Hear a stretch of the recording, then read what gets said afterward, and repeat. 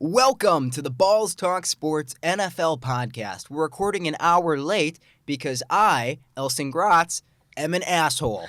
But timing aside, what do we have for him today? I think you mean that Subway is an asshole. Subway is an asshole. Seriously, ordered it 45 minutes ahead of schedule, thought it would be easy.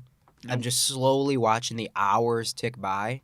And, finally the woman who actually knows what she's doing shows up and just mobile order done, mobile order done, mobile order done. I heard 16 orders at one point.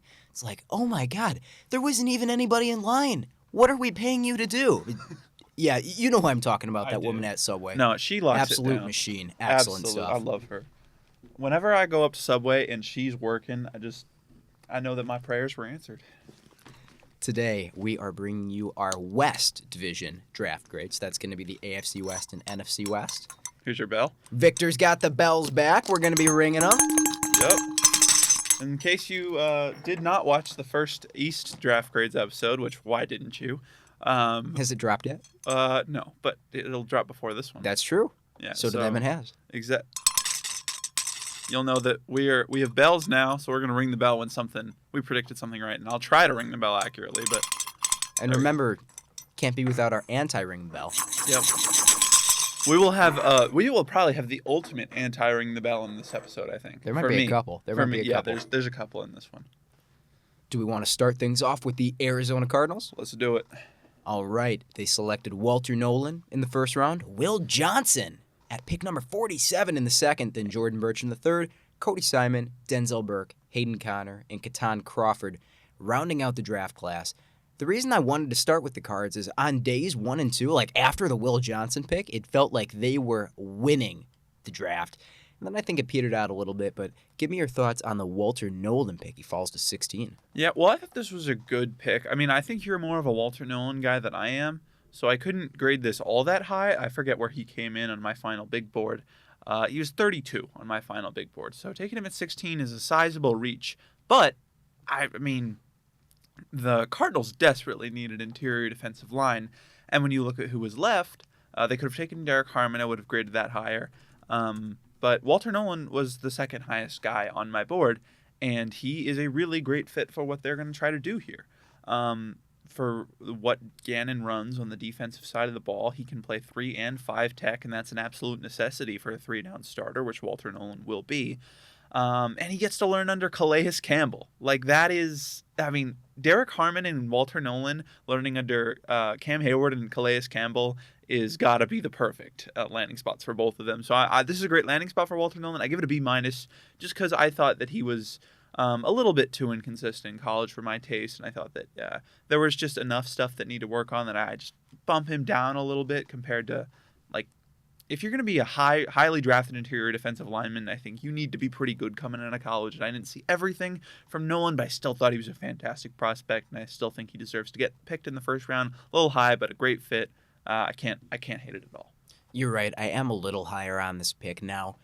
I didn't think Walter Nolan was some top 10 caliber player because I know there are some draft analysts that were really high on him, but interior defensive line is one of the Cardinals' biggest needs, and I actually do think he's a little bit more mature of a player than some people give him credit for. And I love that you have that Calais Campbell skill set, not just for him to learn under, but you don't have to have him doing all the really challenging interior run defense stuff because you have a variety of body types there. You still got Darius Robinson hanging around as well. They're going to be good influences for him, but you're also going to be able to get him plenty of one-on-one pass rush opportunities, which is where I think he shines. And also just as a run-defending 3-tech, I think he's fine. I think he tends to punch above his weight class. Excellent motor in both phases. I think this was very sound process. Not an A+, not a certified steal, but I really like this use of asset management. I didn't think he was going to be here at 16. Yeah, very nice. We both thought that he was going to come off the board at 11 with the Niners, but we'll get to who they picked in a little bit. But then they picked Will Johnson, which I think we'll both have a certified steal grade on him. He fell due to some pretty serious medical concerns. They were saying he may not make it past his first contract just due to some pretty degenerative knee stuff. Yeah, degenerative knee stuff. So it's this is a fantastic player. I mean, number seven on my board overall. And yeah, maybe he only plays for 4 or 5 years, but man, those 4 or 5 years are probably going to be better than most other guys you've gotten at 47, because the reality of it is the average NFL lifespan is less than 3 years. So in the second round, I can't imagine it's more than 5 years. So you're getting a guy who may not play as long as some of the other guys. Like maybe if you hit on a great player in the second round, they'd play longer. But the likelihood you're hitting on a great player in the second round who plays longer than 5 years for your team, it doesn't happen that often. So you can get Will Johnson, a guy who's going to come in and absolutely has cornerback number 1 potential, which I'd say solid number 2 floor. That's how good he is. That's how good he was in college, how smart of a player he is. This is a fantastic pick, even with the injury concerns. If he was like some developmental corner, this would be entirely different, but Will Johnson is plug and play. If you want to give him an easier practice load year over year, you can do that. If you don't want to have him on the field every single snap, you want to pick his spots a little bit and try and extend that shelf life, you can do that as well. He might instantly be their best cornerback. Well, not their best cornerback, but their best perimeter cornerback. What's Garrett Williams still hanging out in the slot, obviously. BallsTalkSports Pro Bowler. BallsTalkSports Pro Bowler, just kind of a whole different ball game between the slot and really is. Out in the perimeter. He's an excellent scheme fit. The Cardinals run a ton of zone. He's going to plug right in. So I think we feel similarly about this pick, however. I got to be an asshole about this because I did not do like a whole study on this in high school, not to bring it up when people talk about it. So I bet you that the shelf life for the average second-round pick is probably 5 or 6 years, because that 3-year figure includes people that make 90-man rosters. So like a first-rounder would be like 6 or 7 years in the league on average. Yeah. But I still completely agree with your point. Like, take the good football player and don't worry about if he doesn't make it to contract number 2 for you. No, yeah, I knew that the second round was going to be higher, but I'd guess around 5 years. So that's interesting. But I also like this for Will Johnson going to the Cardinals because, as you said, great scheme fit, Jonathan Gannon, but they've also got a lot of corners there. Like, not all of them are fantastic, but they've got corners who can get reps. I mean, Will Johnson, Max Melton, Garrett Williams, Keitrell Clark, Sean Murphy-Bunting. Now they drafted Denzel Burke in the 5th round. Adrian Taylor-Demerson, Starling Thomas the 5th. All of these guys are guys you, probably don't want starting for you, but they can take reps away from Will Johnson and keep him fresh. So he does not have to play immediately. It wasn't like this was the most dire need. What they needed was a superstar, and Will Johnson can be that. Now their last pick of day 2, Jordan Burch, the edge rusher from Oregon. I'm interested to hear what you think about this one. This got a pure A from me. I was a big Jordan Burch guy in this cycle. He is a 23-year-old senior, but man, I don't know. There's just something. He is a great athlete. I had a true 2 through 3. I had a 2 through 3 on him. He is a fantastic athlete all around. He weighted at 279, and he moves more nimble and better than most 250-pound guys in this class. The bend is just stunning. For someone that big, his get off is ridiculous. And he has the long speed too. You'll see him run sideline to sideline. He's seriously like a top 3 edge athlete in this class, maybe. There's a lot of good edge athletes in this class, but top 5 at the very least. And he was very productive at Oregon. 15% pass rush win rate. He showed a lot of flashes of developed. He's a work in progress technique-wise. That's why he fell this far. He's your classic athlete who just needs some work to do, but he showed a lot of promise with a really nice ghost rush, outside chop, a bull rush that just crippled tackles sometimes. And there were so many flashes, especially in the game against, I don't remember what it was, but there was a game, maybe didn't play Vanderbilt. I don't remember who it was, but he absolutely flashed elite run defense skills as well as a bigger guy. Obviously, plenty of issues. Never was a full-time starter, but if you can bring up his technique, he's going to be a fantastic football player for you, and I think he's going to be a starter in the league. I agree that this is a really solid pick. For me, the one asterisk that he gets is, like you mentioned, he's a 5th-year senior. I wish the pass rushing stuff was a little bit more consistent, and then in run defense, what did he come in at, like 280? Most of the time, it's not great, yeah. He doesn't play up to his size, in my opinion. And it's not just, it's taking on blocks. It's, I think, motor and physicality in the trenches as well sometimes. Options, when he's the read key, tend to put him in a blender. However, The Cardinals have Darius Robinson. They have Zaven Collins. They have guys that can plug the run on early downs. You can choose his spots a little bit more. The Cardinals don't really, well, they brought in Josh Sweat. This is like an entirely new look defensive line because Josh Sweat can be your primary one-on-one winner. But the amount of skill sets that they have, guys that can line up outside the tackle and win in different ways, it's absolutely wild. I'm just saying it now. I'm going to be freakishly high on the Cardinals next season. This is a really nice roster. They need guys to take steps up, though. Yeah. Like, 100%. Having great role players can get you a long way. Like, we've seen what that's done Josh for Sweat's Philadelphia. more than a role player. Josh Sweat is, yes, He absolutely. could be your number one. But who else on this defense? I mean, if B.J. Ojulari can stay healthy, I still believe. So do I. And Birch, in year one, like you said, if he can come out firing, that'll be great. I think Zaven Collins is a capable number 2. Baron Browning is still there. I don't know. Now, at this point in his career, I'm not too sure about it. But yeah, like you said, they need players to step up. But when you've got that many chances for somebody to step up, they've built this roster so well. In Gannon, who is known for making role players into stars on the defensive side of the ball, I gotta believe that one of these guys is at least going to show up and be a quality number 2 next to Josh Sweat. This is a really nice defense, and they added to it very nicely in the day 1 and 2 of the draft. And then on day 3, the defensive investment does not stop. Where do you want to kick it off? Let's do Cody Simon. He was their first pick. This is probably my least favorite pick of day 3. Probably the worst. He's the lowest graded player that they picked on day 3, apart from Hayden Connor for me.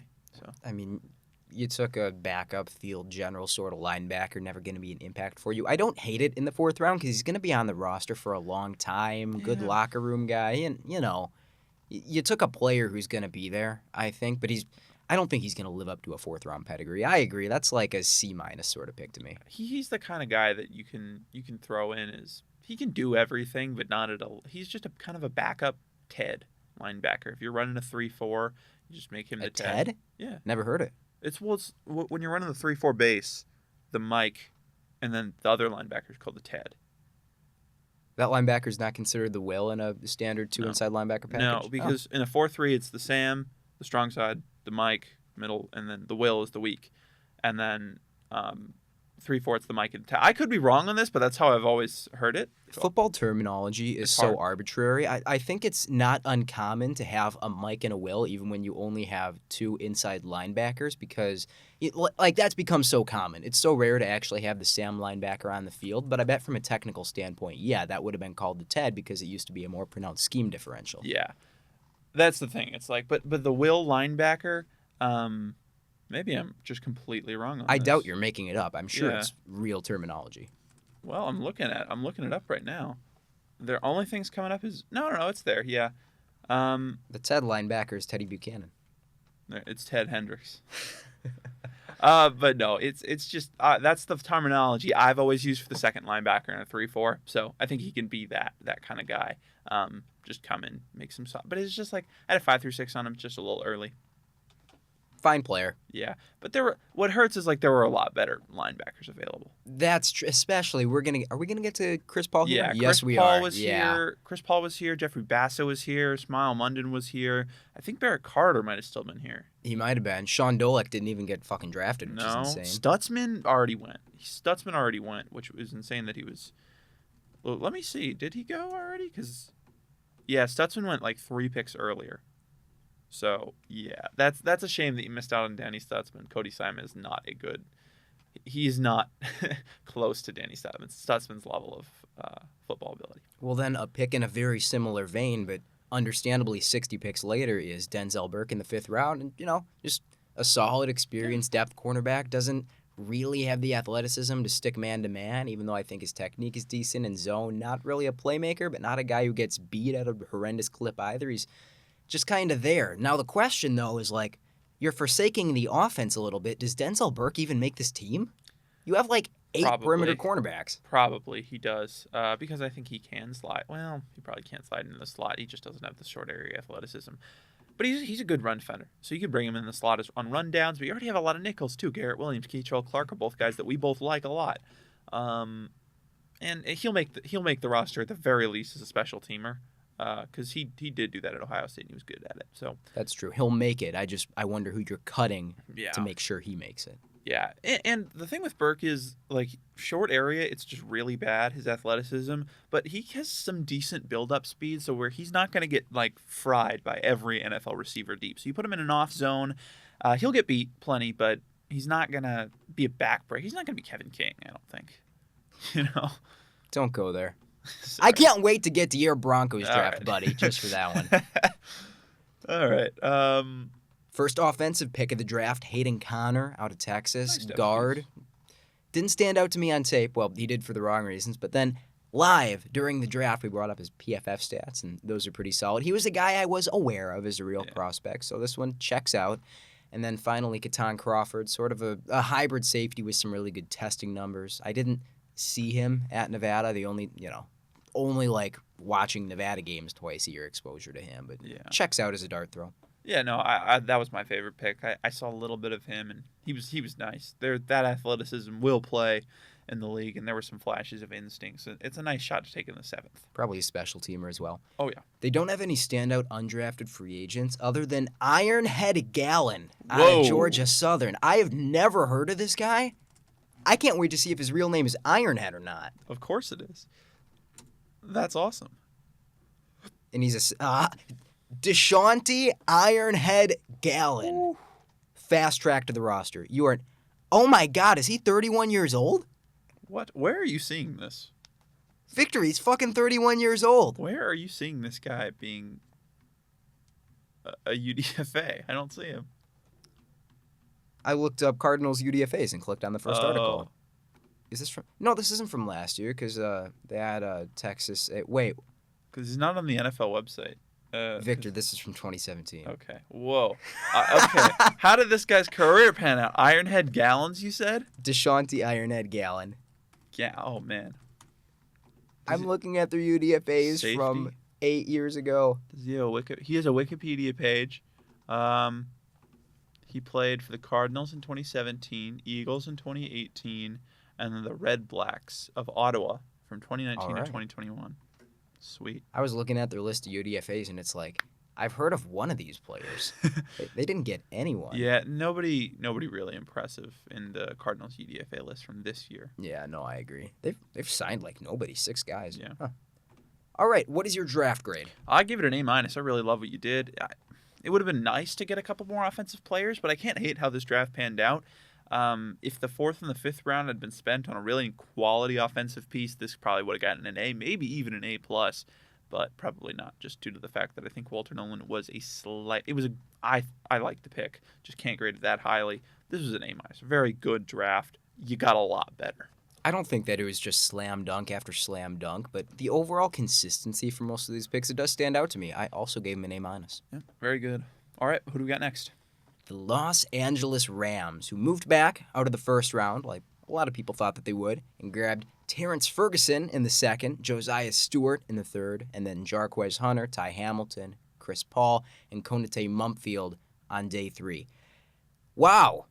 Terrence Ferguson in the 2nd was an interesting way to go for you when, that's not like a glaring need or anything, and you kind of want to win now, you would think, and you're taking a fairly raw developmental tight end who's a good to great, not nearly elite athlete. Is there something that saves this pick for you, Victor? The thing that saves this pick is the fact that they made this pick and then they did not miss for the rest of the draft. And the fact that they moved out of the first. Yes. We could have gotten that Terrence was also Ferguson good. in the first round. Yeah, they got a first round pick next year. That saves this pick to make this pick. So it's like, I don't know. And it's not like Ferguson is a useless piece of shit or anything. Well, if the development track continues, he will be a very solid tight end. But he's got to keep getting better. He has the speed necessary to threaten the seam, which we know Stafford loves in a tight end, and he's got good ball skills, body control, overall the entire package when it comes to contested catch ability and potential at the next level. So he can go out there, he can high point a ball, and he can do that immediately. At the very least, he's going to be a solid seam threat for you day one. I don't think that he's going to be much else because he really does need to improve his overall route running and just chops. Just figure out kind of how and he just needs to get up to NFL processing speed with what the corners are doing, what the linebacker safeties are doing. He has potential as a blocker, but the speed is good, but in short areas, it wasn't enough to make me believe that he's going to progress a bunch as a route runner. So I don't really see Ferguson in the second round. I don't get it at all. So this got a D for me. On some of the tape I watched, even his physicality at the catch point let me down a little bit. I think he's hot and cold. Like you said, he has the body control, but this isn't like a third-year junior either. This is an older player, and the development's got to come. He's a 4-year senior. Fourth-year senior? Okay, that's not terrible. He's not better than Tyler Higbee in year one is just the reason I walk away kind of disappointed. But then Josiah Stewart at pick 90, that is a pretty solid value. That's an A for me, man. Because we were talking about, this was at least one of my favorite drafts while they were picking, because every pick I was like, man, is he the best player in the draft? No, but he is the nastiest player in the draft. And now you look at the Rams defensive line, this is the nastiest, most high motor defensive line in the draft. This is one that you do not want to play. Even if the Steelers might be better than them, maybe the Giants are better than them, which maybe. This is maybe Jared versus Kobe Turner. Those are two of the best defensive linemen in football. This is a defensive line you just don't want to play because they will never stop fighting you. Josiah Stewart, I mean, this is an unending motor, unheard of character guy.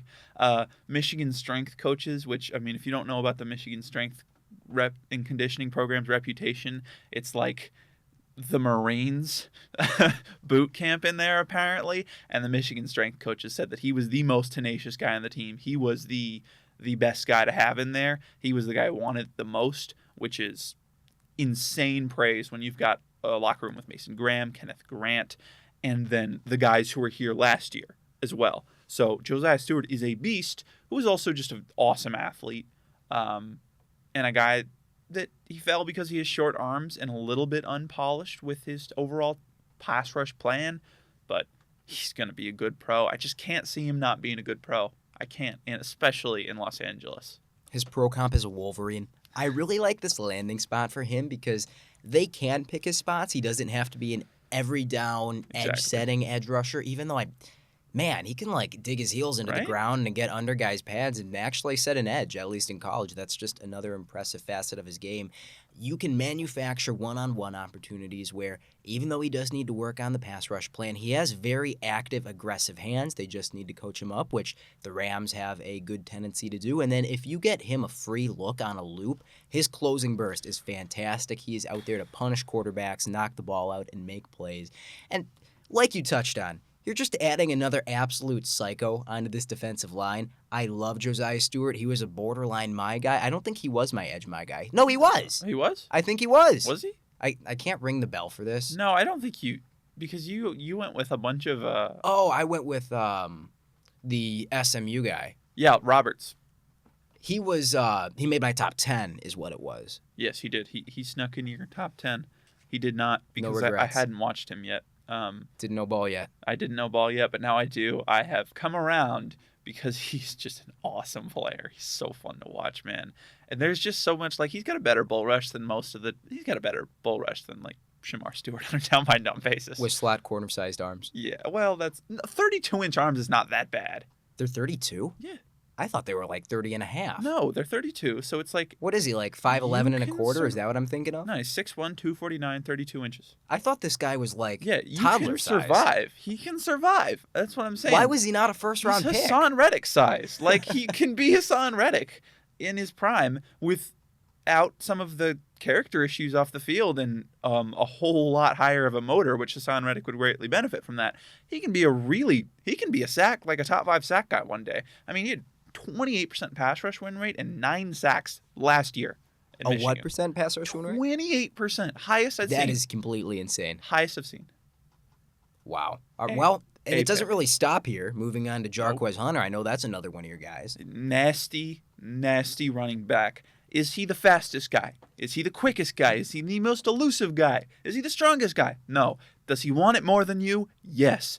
You might be stronger. He's going to run through your chest. You might be faster. He's going to beat you to the edge out of pure willpower. Man, I don't think he's ever going to be your number one running back. But Jarquez Hunter is just a fun guy to watch who really can do everything. He's a smart player who processes the game quickly and will fit right in with Kyren Williams in that backfield. Kyren Williams, Blake Corum, Jarquez Hunter, all very similar players. I'm excited to see how they manage that. I love the urgency that he plays with. I love his pad level taking on contact, where if he's confronting a tackle and they've gotten a little bit loose with their leverage and don't go out and get him, he will just run directly through them, or he'll bounce off of them, and he is just going to dig out that first down almost every single time. Now, to play devil's advocate, not the best value. You drafted your RB3 in the 4th round. Yeah. And a guy that you already have 2 of. Yeah. But I don't hate it. He was my second my guy after Devin Neal. But yeah, he wasn't like, I had him as a true 5.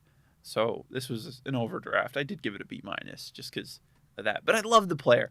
They took a lot of players that I just adore. I love his game so much. So I still think it's a good pick. You got a good player. And another guy that just fits the culture there. I love what the Rams are building. And then you go to pick 148, and it just more of the same. Ty Hamilton, nasty. They added another one of their type of defensive tackles into the defensive tackle room. I don't have much more to say about this other than that. Yeah, I mean, let me pull up the report on him real quick. I can't remember his overall size. He's 6'3", 299, 32 and a 1/4 inch arms. He's a little undersized, but I had a true 5 on him anyway because he's a really good athlete and he just wants it more than you do. I mean, I say that about every player that the Rams have picked, and it's just true because he's 299, but in the run defense, he looks like he's 299, but he still carries himself with the stature of a 320-pound run stopper. He acts like he's Alfred Collins, even though he doesn't play like it. He acts like he is, which that's going to win me over. And he's a consistent technician. Just another great depth piece. Well, you can't hate this. It's a B+ for me. It's very clear that the Rams have a type, especially once you get outside the first round. Stewart, Hunter, literally every pick they made in this draft other than Terrence Ferguson, Hamilton, Paul Mumfield, they're all sort of size outliers. Yeah. And the Rams are just willing to overlook that if they feel like the value is right and the football character is right. Sean McVay and Chris Shula just want psychos. I'll let you take the Chris Paul breakdown here. This is going to be an anti-ring the bell. Because Chris Paul was probably he actually was not my guy at the linebacker position, but was definitely a top 5 my guy in this class. And yeah, he went in round 5. I had a true 2 on him, so it's definitely an anti-ring the bell moment. But this is a certified steal for me because this was absolutely a massive position of need. Chris Paul fits right into, as you said, everybody's undersized, so nobody's undersized. They love that. And it's not just this draft class. You look at the entire team. There's a lot of undersized guys, and they always seem to work out. Chris Shula knows what to do with these guys. As for Chris Paul, he is one of, if not the smartest linebacker in this class. He wants it more than you do. Again, he's the tenacious guy who's always going to be on the play. He's got really impressive coverage chops. Knows what he's looking at, anticipates really well in the run game. Yeah, sure, he gets washed a lot because he's smaller, but he gives effort and he's really good at avoiding. He knows he doesn't. You don't always have to hit the guy. Sometimes you can dip the shoulder and avoid him. And the big knock on him was that yeah, he's really small and not the best athlete. I never saw that. I thought he was a good athlete, not the best athlete, but I think that he could be Diet Jeremiah Owusu-Koramoah at the next level. There is absolutely a place for him in the league, especially with linebackers getting smaller. I don't understand why he fell to the 5th round. He is a fantastic player who is just good at everything. I think it has to be the 30.5-inch arms because he's an overall size outlier, but that's like 1 or 2 percentile arm length. Yeah. The thing is, it doesn't really matter on tape. His missed tackle rates over the last 3 seasons, and this is like 22 to 24, 9.8, 8.2, 4.5. His actual technique, his ability to break down, play under control, play through guys when he's making the tackle, might be the best in this class. Yep. Look, I know it's a little bit of a projection. How do you let that guy fall to the 5th in this linebacker class? Yeah, and Nick Martin went above him. That's what I'm saying. It's like Nick Martin is more of a size outlier, only a slightly better athlete, and so much worse at football than Chris Paul, and he went 2 rounds earlier. I mean, I know it was the 49ers, but still. Like, What the We're hell? going to talk about them today, aren't Yeah, we? In fact, right after this draft. Yeah, this is maybe my favorite. This is probably my favorite pick in the class because it's a great scheme fit, a great team fit, and the best value probably that anyone got except for maybe Holland Pierce in the UDFAs. And then finally, rounding out the draft, Konate Mumpfield, wide receiver out of Pittsburgh. I did see a little bit of him. Really nice route runner, exceptional double moves. He is small, though, and was not a factor at the catch point. Let me look up his measurables. Because I know that's why he is... Oh, they've got him at 185. He was really slender when I saw him. Like, he was getting manhandled on a lot of his routes when he wasn't able to draw up separation. But honestly, I really like that pick. I thought he was, 6th, 7th round prospect, and they get him way at the end of the 7th round. I think that's solid. Kind of a tough draft to grade, I think. Because, they didn't have a first-round pick. And I think that the T-Ferg pick left a little bit of a bad taste in both of our mouths. What grade did you give him? I gave him an A-. I mean, this could have been an A+ draft if they just picked a good player at 46, which they didn't, but that dropped it from an A+ to an A-, and as simple as that. Accumulating a first-round pick really did a lot for this draft as well. That made the T-Ferg pick a little bit easier to stomach. And it wasn't like it was the worst pick in the draft either, so A- for me. I gave it a B-. And I know that might seem a little low, but here's my thought process. So I like that they moved out of the first round. It seemed like they maybe wanted to grab Jackson Dart if he was there, and the Giants came up ahead of him and didn't let him get away with that, so then their contingency plan was move back. I think the T-Ferg pick was really bad. Like you said, it could have been worse, but it was pretty rough. I love Josiah Stewart. I feel like we have to be sort of realistic about what he is. I would... this is like an A+ pick to me, and maybe not a certified steal on Josiah Stewart. Yeah, because that's what when people were mocking him in like the 4th, 5th round, that was low, but I don't think I would touch him in the 2nd. And then Jarquez Hunter, I know that's more of your guy than it is my guy. I think that's a C- sort of pick because I think you took the player in the right spot, but you're paying a premium for an RB3, and then after that, the Chris Paul pick made up a lot of value, but it's a solid draft. Yeah. I think that they could have done a lot more with what they had, but I'm not going to hate on it because they did have some nice value selections. Yeah, they took a lot of my guys, so it makes sense. I mean, Ty Hamilton was another one of my guys that I got too late, and I really liked him. So, all right, who do we got next? We've got the 49ers, and oh man, was this an draft. interesting draft class. Yeah. Michael Williams at 11, then Alfred Collins in the 2nd. Oh, 49ers. I get one ring out of that because Alfred Collins was one of your original guys. Well deserved. You get plenty of rings. You loved him. You loved him too. A classic 49ers 3rd round because they take Nick Martin and Upton Stout. Jesus Christ. And then C.J. West and Jordan Watkins in the 4th, Jordan James, Marquise Siegel, Curtis Rourke, Connor Colby, and Junior Bergen rounding out this class. Let's start things off with Michael Williams, who I didn't think was going to be here at pick 11, and I love this for the Niners because we both liked Michael Williams. A whole bunch. Did you have a top 10 grade on him? I ended up with a true 1 on him, but when we did our Edge episode, I had him below Stewart. You had him above Stewart at 2. You convinced me to put him over Stewart. He ended up at 9 on my board. So the value checks out. The need checks out. Man, did they need to add defensive line help, and they absolutely accomplished that. They did a great job. And in particular, they needed to add guys with sand in the pants who can stop the run, and that is absolutely Williams' game because He's the best run defender in this class. People paint him as this like super high upside but low floor sort of prospect, and that's just not the case because even if the pass rushing never really comes along and he's always just like a low end 2 as a pure pass rusher, his run defense is plug and play. The football character is unquestioned. I think this is a fantastic pick. This is an incredible pick, and it's been getting so much hate online from people that like I don't understand how you can watch. I get how you can watch Shamar Stewart and like have him at 35 overall. Like I believe in him, and I saw a lot of stuff, but I get how you can watch him and not have him in the top 10 like I do. I don't understand how you can watch Michael Williams and be like, yeah, that's not a pro, and he has elite ceiling like Stewart, but like you said, I mean, I don't think he's ever going to be worse than a number 2 edge. And he's playing on the upside of Nick Bosa, so he doesn't need to be better than that. I mean, he probably will be.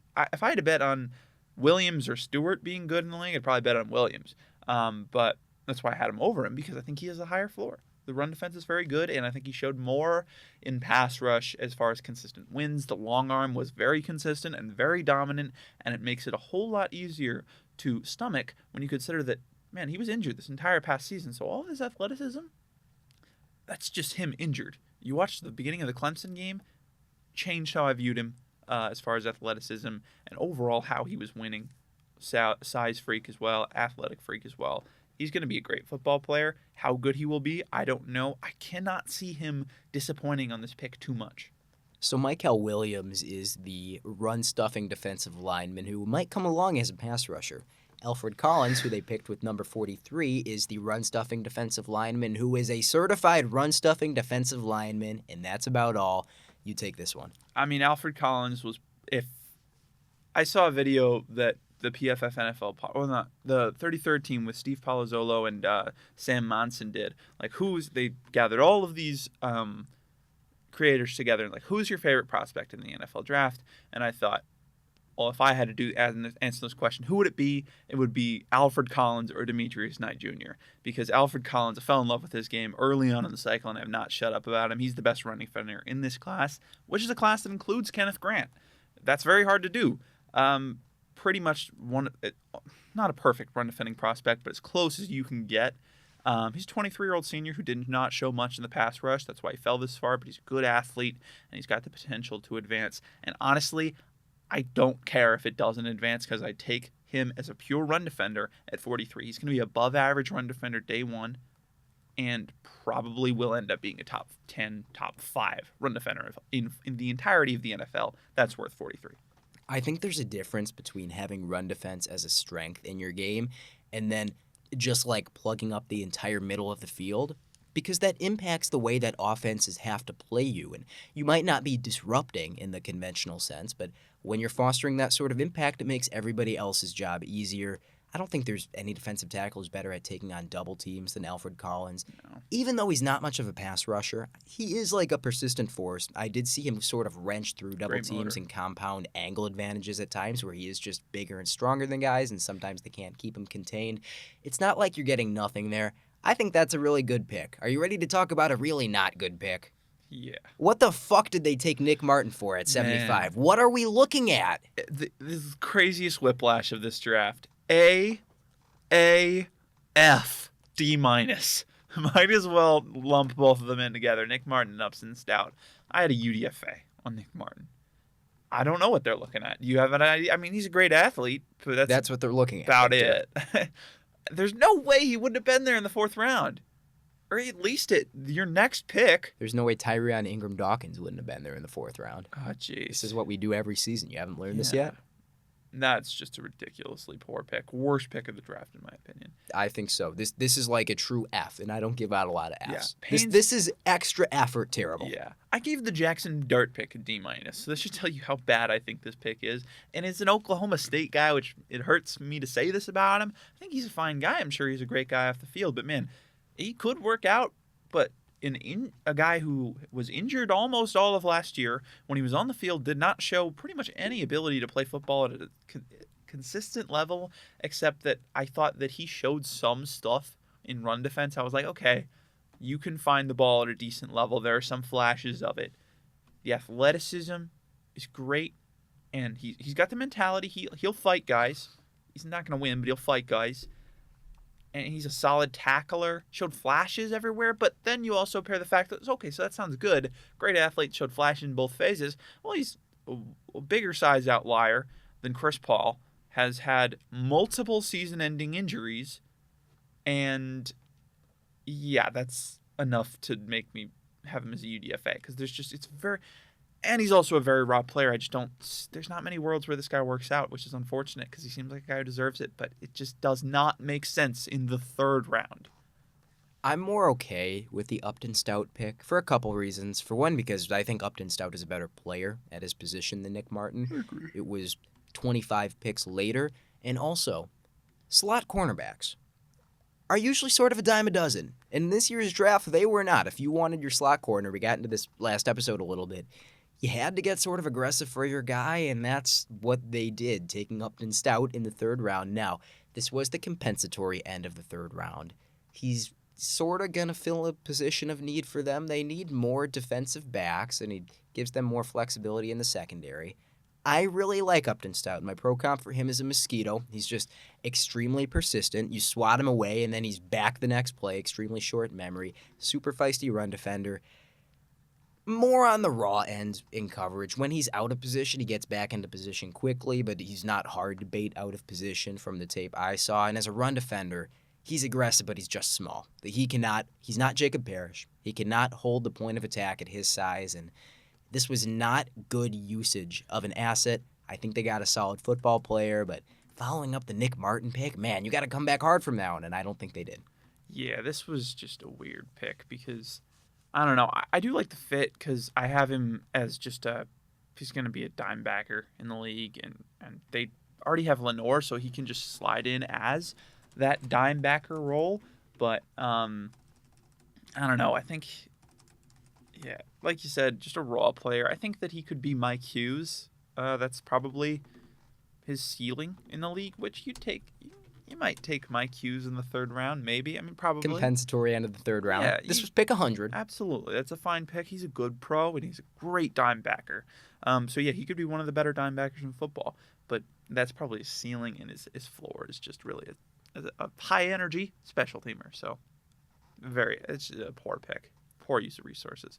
But then, we're right back at it with the good picks. CJ West in the fourth round. They just go right back to the run defender well. You know, I get that they're trying to make a point, and they have a lot of spots to fill on the defensive line.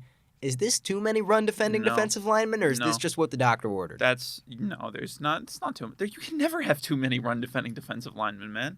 You can spend too much draft capital on them, but I don't think the Niners did. I think that this was good asset usage. He's not in the Alfred Collins mold where he's just a run defender. He is a passer. He's a bona fide pass rusher, in my opinion. As in, it's something that he can do, yes. Yes, I mean, he had a 10% pass rush win rate at Indiana. That solid. Is very good for an interior defensive lineman.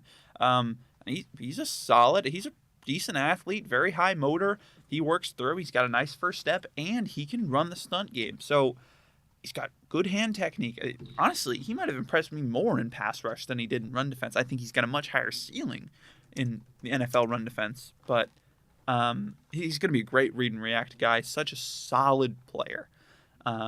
Great fit alongside Alfred Collins. And he's a plug and play, just like the other two guys. So what is a absolute weakness for San Francisco before the draft turns into a massive strength. And I love that so much. Did any team overhaul a position group more in the draft than the Niners did their defensive line? Oh, I feel like there was one team that I was like, man, maybe the Cardinals just defense overall, but a position group specifically, I don't think so.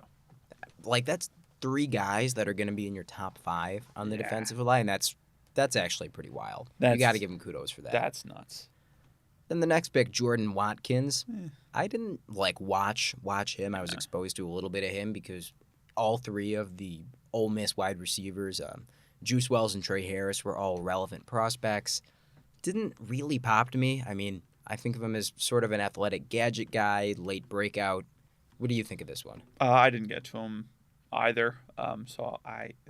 But from what I didn't get to him because I didn't know that he was really a guy that people were considering to be drafted too often. But 3.1% career drop rate. Yeah, you'll take that. Yeah, never broke 1,000 yards, but best season of his career in 2024, 906 yards, 9 scores with Wells missing some time. I think Trey Harris missed some time as well this last season. So he needed more depth at receiver. I don't hate it. No, not terrible. And then Jordan James in the 5th round. They traded away their. Oh, who did they trade? What's the name of the running back they traded? Jordan Vikings, Mason. Right? Yeah, they traded away Mason. CMC can't stay healthy. They drafted Isaac Garendo, right? Yes. Who has never been able to stay healthy throughout his career, though. I would know that as a Badgers fan.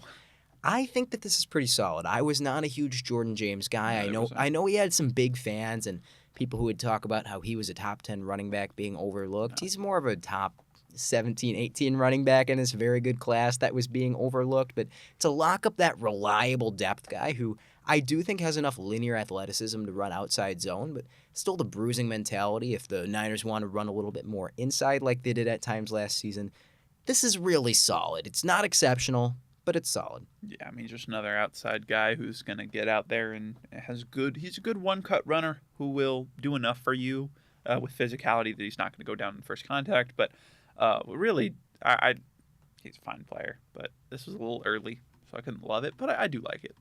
And then their second pick in the 5th round, Marquise Siegel, safety out of Kansas State. I didn't watch him.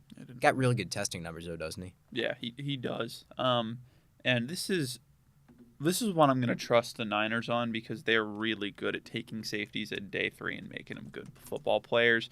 Jair Brown has taken multiple steps forward since he came out of college. Malik Mustafa looked like one of the better safeties in football last year. He was really good at. Did he go to Wake Forest? Was it Mustafa? Yeah. Yeah, he was really good at Wake Forest, but they kept that going. So I trust that they're going to make Siegel pretty damn good pro. 50.6% completion percentage allowed. That's actually really nice solid for a safety. 15% missed tackles, not terrible. That seems like a good 5th round dart throw. And then skipping out on the 6th round, Curtis Rourke, Connor Colby, and Junior Bergen in the 7th. Curtis Rourke, this is where he should get drafted. A player that, if he can stay healthy, can be a solid backup. I know the reason that there is some suspense whether or not he would get drafted. He does have a pretty extensive injury history, but that's solid. You're never going to fault a team for, if they like a backup QB, just getting that guy in the building on the rookie contract. And then Connor Colby, that's really good value in the 7th round. Yeah, just add some more depth to that interior because it's not a great interior already, but once people start getting injured, which is very common for San Francisco, it gets really bad. And Colby, probably not your starter ever, but man, he's a nice depth piece. And when you watch Caleb Johnson at Iowa, Connor Colby will pop on tape. It's just, that guy's nasty. Junior Bergen, I think I heard of about 2 days before the draft. No familiarity with him in any real sense. I didn't either. Sorry if you're listening, Junior. We just... No draft picks to give about you. We got to get to number 252 next year. We got big expectations for Balls Talk Sports draft coverage of the 2026 draft. It's going to be awesome because you got to remember, this is our first year. We're still building the program, but we're going to have an entire year to run through it all with better ball knowledge. It's going to be exciting next year. Now, we forgot to do UDFAs for the Rams, of which there are many. And did they get Lampkin? Yes. And they got Dolak. So, yeah. We were talking about how they love undersized guys. Yeah, they love undersized guys. They took This is a B draft. Yeah, I mean, that's nasty. Sean Dolak, another undersized linebacker who can back up Chris Paul. Why not, right? Another undersized, nasty guy who knows how to play in coverage and run defense who's just going to give his all. He is a worse athlete than Chris Paul. That's why he didn't get drafted. And he's a lot more raw as a player, which is very easy to be when you're comparing him to Chris Paul, who's an incredibly polished linebacker. I still think Dolak is one of the more polished backers in this class. Yeah, absolutely. He's just a little less polished than Chris Paul, and but yeah, the reason he didn't get drafted is because he's incredibly small and not the best athlete, but technically very sound, and nobody wants him more than this guy. And then they took my guy Willie Lampkin, who I had a true 4 on. So this is going to be an anti-ring the bell. But it's also going to be a slight ring the bell. I can't ring this. Thank you. I don't know how he does that. I think it was, you had it. I think I was holding it wrong. I think I'm holding. Yeah, I think I got it now. I think I was holding it wrong. Okay. Willie Lampkin, going to be slight ring the bell because I said he should go to the Rams at one point. I don't remember when I said it, but I said that that's the optimal spot because they love undersized guys who can just mash dudes, and he will be able to do that in this system. Him and Bo Limmer is like fire and ice, but I weirdly think that this is going to work. And there's going to be synergy there. Yeah, it's going to be fun to see how this works out, and I hope that he works. I think he could be a starter one day, and I think that'll be fun. Anybody else that stood out to you? Oh, they brought in Oklahoma State receiver Brennan Presley. So more undersizedness. There you go. Very small. You hate the Oklahoma Stateness, though. Brother of TU running back now, Braylon Presley. Braylon and Braden, is it? Brennan. Yeah. Huh. He used to play for TU, Brennan Presley, then he transferred. I know. Wow. I know. So for people who can't see us, which I imagine is most of our viewers, because this is not yet a visual podcast, I have an absolute face of disgust right now. I know. It's terrible. And then they brought in the Indiana offensive lineman Trey Wedig, who I saw a little bit of. Former Badger. He can play. Yeah. And so this was a really nice UDFA class from the Rams. And then the Niners, let's see what they did. I remember that they had at least one guy who I thought was... Well, They got Corey Kiner and Isaiah Nair. Corey Kiner, I saw a little bit of him. According to Niners Wire, he's already threatening Braylon Allen's or Isaac Garendo's roster spot. So No. I liked what I saw from Kiner enough to have a draftable grade on him. Yeah. He was a late 7th for me, but Cool. a solid pickup. And then Isaiah Nair, receiver out of Nebraska with a ton of size and decent linear athleticism as well. And also Jakob Robinson, corner out of BYU with athleticism and not a whole lot else. So a developmental option for them. That's a pretty solid UDFA class. Yeah. There's far worse. Not enough for me to shift my grade, which is a B-. It took a me. while for me to get there, but it feels like that's where you got to settle down because there were some true WTF picks in this class, and there were some really nice ones as well. They overhauled the entire defense in a lot of ways. Yeah, this was a hard draft to grade because I was like, oh, man, so many great picks, so many really bad ones, so I came away with B- as well. Closing out the NFC West, I have a feeling we're going to have an easier conversation on the Seattle Seahawks, who took Gray Zabel. They finally did it, baby. They took offensive line in the first round, moved up to get Nick Emanwari in the second, and then also took Elijah Arroyo. Jalen Milroe, their last pick of day 2, in the third round. Then on day 3, Riley Mills, Torrey Horton, Robbie Oots, Bryce Cabledew, Damian Martinez, Mason Richmond, and Ricky White. I know Gray Zabel is your guy. I think you should get to ring the bell here. Yep. Well, I figured it There out. we go. There we go. Gray Zabel literally makes me figure out how to ring the bell. That's how much I love this Our guy. audio absolutely spiked there. I heard the clipping in real time. Hey, listen. The Balls Talk Sports ball knowers, they know how much I love Gray Zabel. I'm not alone in this either. Clearly, the Seahawks love him enough. Clearly, John Schneider loves him enough to pop his cherry of taking an interior offensive lineman in the first round. I give this pick an A+ just because I cannot give it a steal because it was about the correct value. But this is the perfect spot for Gray Zabel to go to. He also said that he was going to crush a bunch of Busch Lights the second he got to Seattle. You love that. This is your guy. This is your guy. You need help on the interior. Perfect scheme fit. If the hand technique is indeed what I think it is, and it's going to, what some people have criticized his hand technique because he goes too wide. That was my main issue with him. I think what that is, I think he's going too wide so that he can reset on the inside so he doesn't immediately lose to rep to longer armed edges, which he will not have to face when he slides into the interior. Put him in the interior, I think he's an all-pro. I have some doubts about Zabel's ceiling, particularly his play strength. Playing for NDSU, I wish he was moving guys more consistently, even at his highly Just praised see the Senior Bowl. Colorado game, though? I don't know. Okay, was Colorado's throwing guys defensive around. line, buddy. But still, Colorado's it's defensive an line. FBS defensive line, and he was throwing guys around. It is, and he held his own at the Senior Bowl. Like, that's really what shot him up, is nobody was able to beat him. Even then, he gave a lot of ground. However, Sam Darnold's your quarterback. Interior pass protection is the name of the game. This is the pick that they needed to make. I didn't think they would do it, and they did. For that, they get an A. Yeah, and it's not like I think that he could be an All-Pro. I don't know if he will be, but I think I really do think he will be a Pro Bowler. But I can't say that it's going to happen. I had him at 16 on my board, so it's not like he was my favorite player in the draft. But I wanted to give them credit where credit's due. Fantastic pick. And then what did they follow that up with? Nick Emanwari at 35. Slight ring the bell for I'm us. also going to do a single bell ring. Yeah, I mean, well, that was for both of us. I think we both thought that Emanwari not only shouldn't go in the first round, but at least I thought that I was like, I don't know if the NFL is going to take him in the first round. I left him out of my first round final mock. Yeah, we'll so take that. that was a ring the bell for both of us because, we know the NFL loves aliens, but Emanwari was just enough where it was like, he doesn't look like he has enough natural football ability to really go in the first round, that an NFL team's going to see that and be like, yes, I think you're going to be an all-pro for us.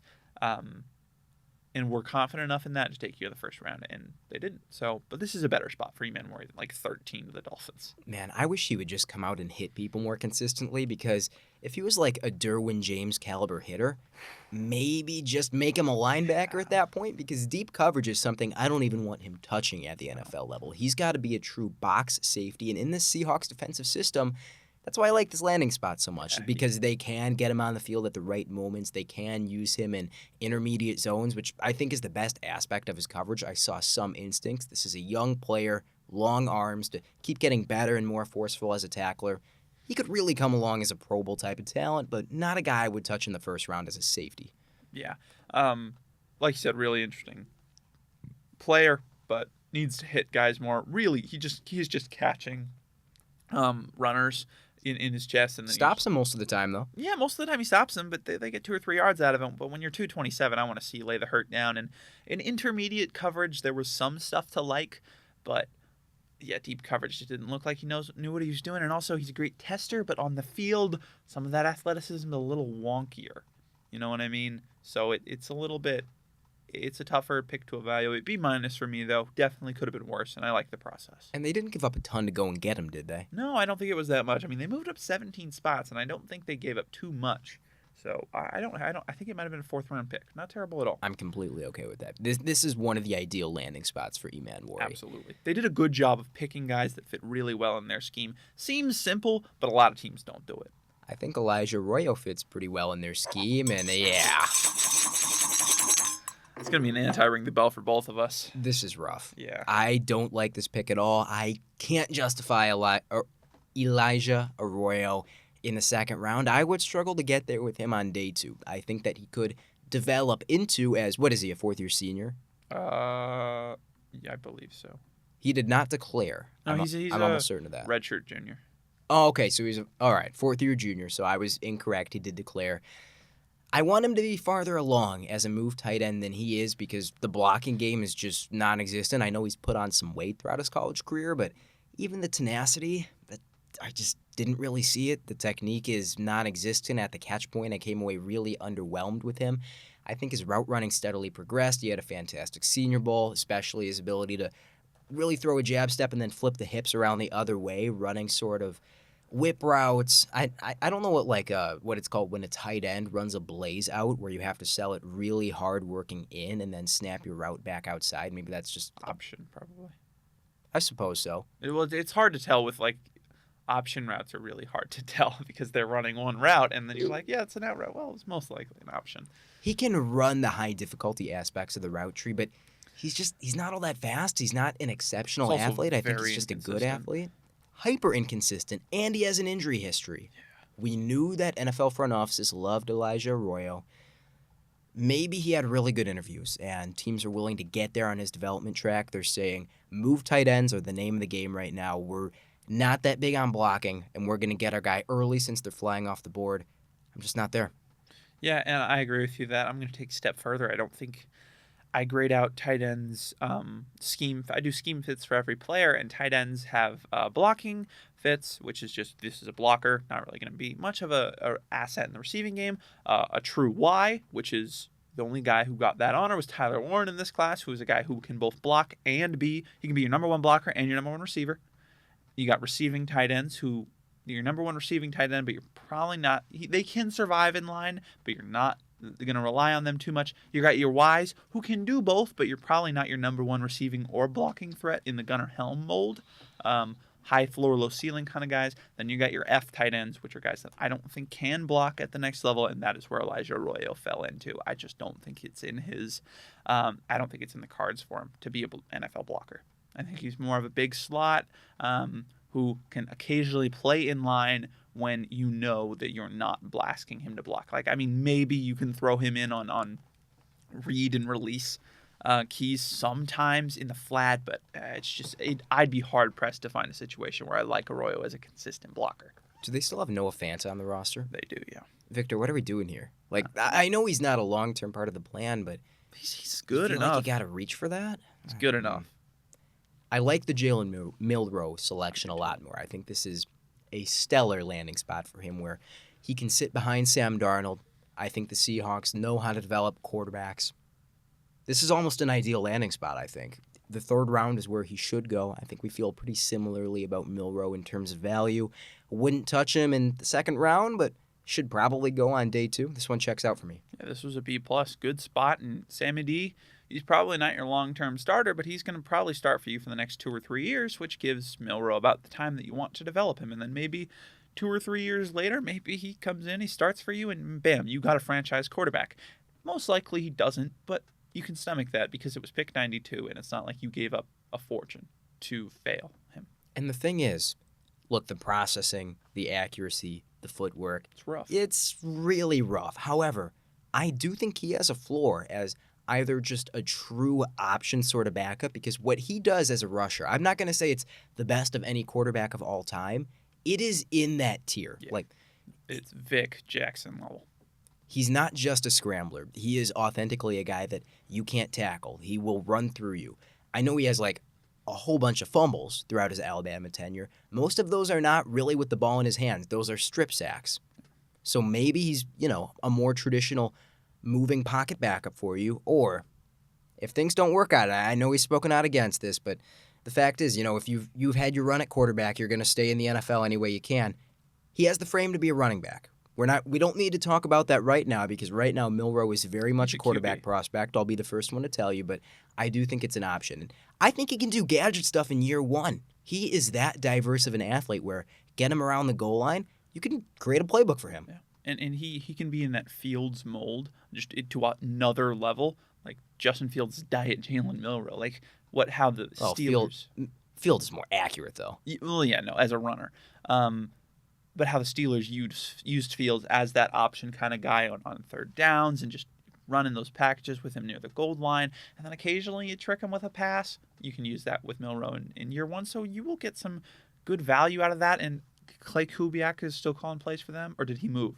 I feel like he moved to San Francisco, didn't he?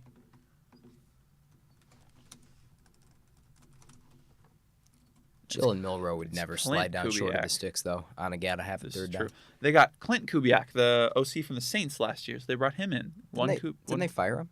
No, the Saints fired him, right? No, I think the Seahawks fired him. No, they hired him this year in January. And then did they? Yes. I mean, they had to get rid of Ryan Grubb somehow and told him to fuck off. And hello, Clint. Who got a... Huh.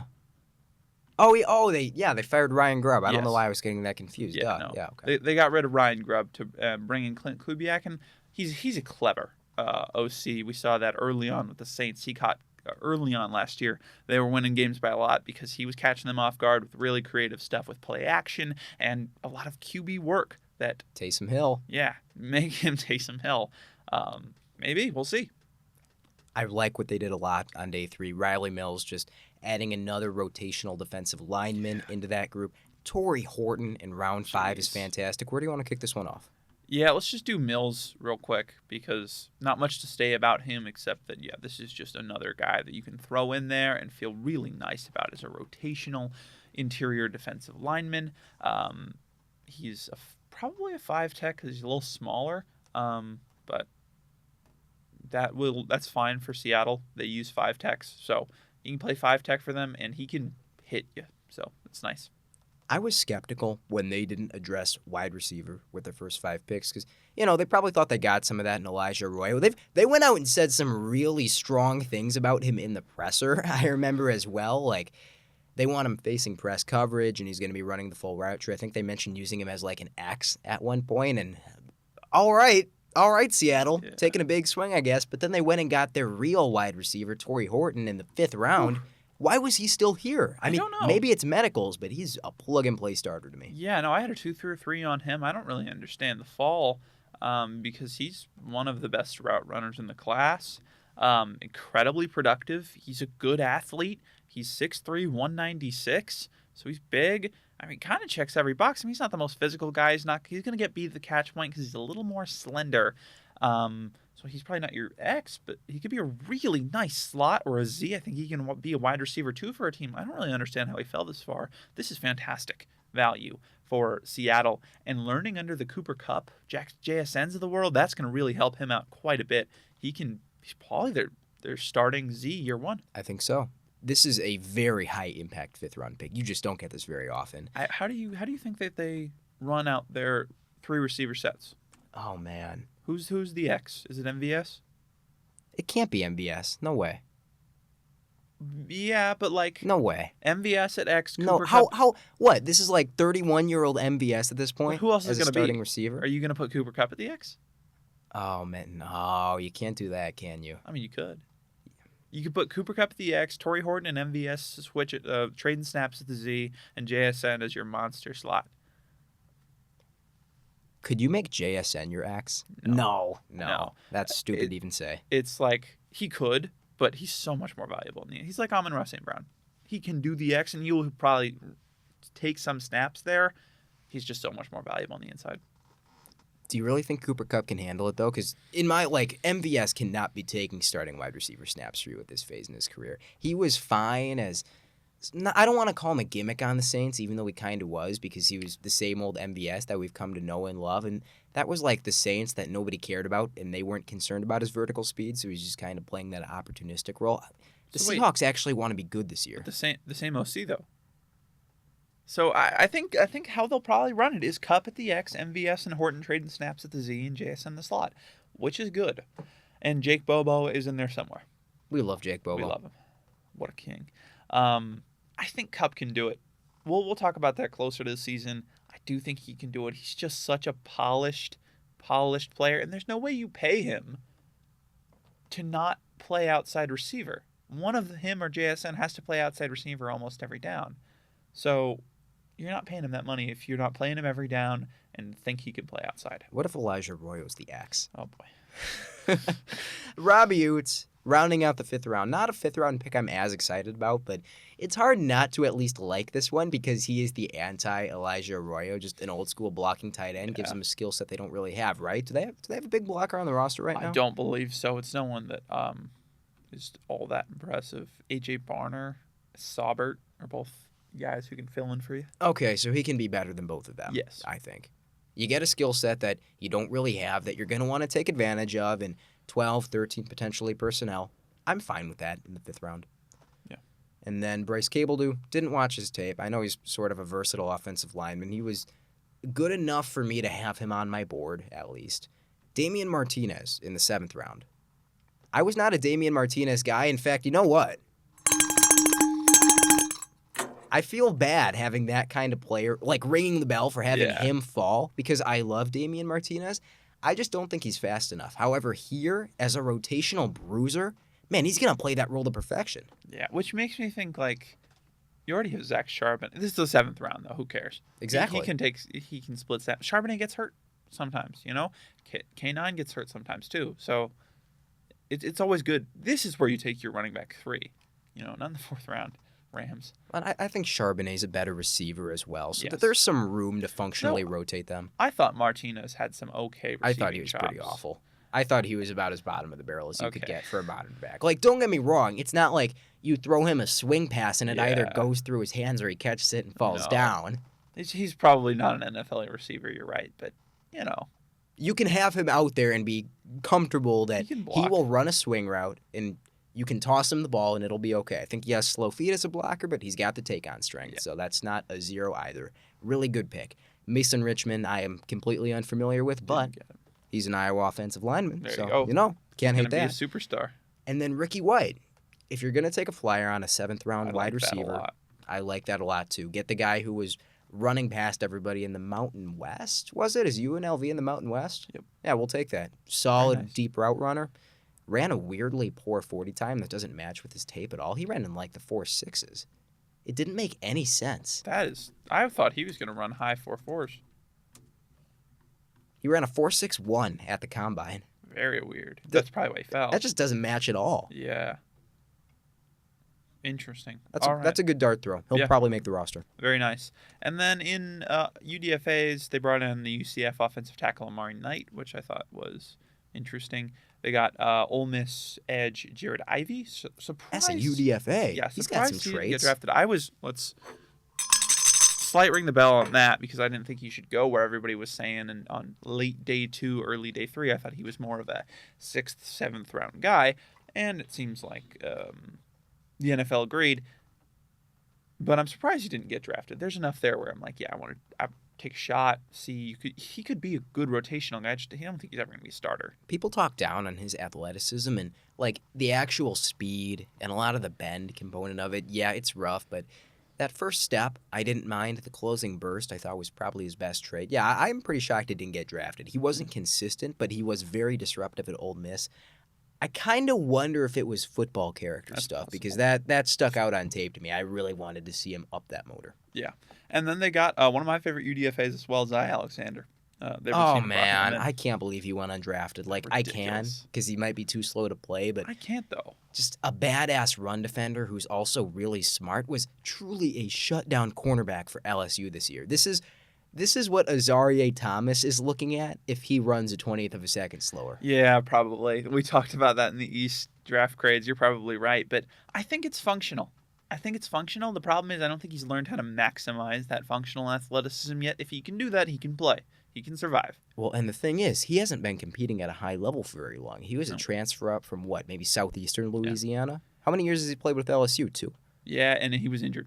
So he has some injury issues coming off of an ACL tear this year. Missed a couple of games, but he's a good technician, great tackler, can do everything, can play press man or off zone, and has plenty of safety flexibility as well. I just think it will work out, and I think that this is going to make Seattle's front office look very smart in a couple of years. With those really high quality UDFAs, I think I gotta up my grade. I think I have to give him a true A. Really? I like this draft a lot. That is nice. They didn't really miss for me outside of Arroyo. That's true. I saw good pick after good pick, not even just okay pick. Because I had A-, but you're kind of, I think this is probably an A draft. Is that the best grade we've given out so far? I think it is, which is weird because I have a lot of A's. I guess they're all in the North and South. Or in the AFC West, we'll get to them. Hey, there's a reason that we structured the shows like this. This is true. Save the best for last. We are ready to pivot divisions. It is time for the AFC West. Do you want to start things off with the not Super Bowl champion Kansas City Chiefs? Let's do it. Speaking of wow, this draft is awesome, except we're going to get there. Let's just Josh Simmons with the last pick of the first round. They moved back because if you can't win the Super Bowl, you might as well pick 32 regardless. Omar Norman Lott in the second.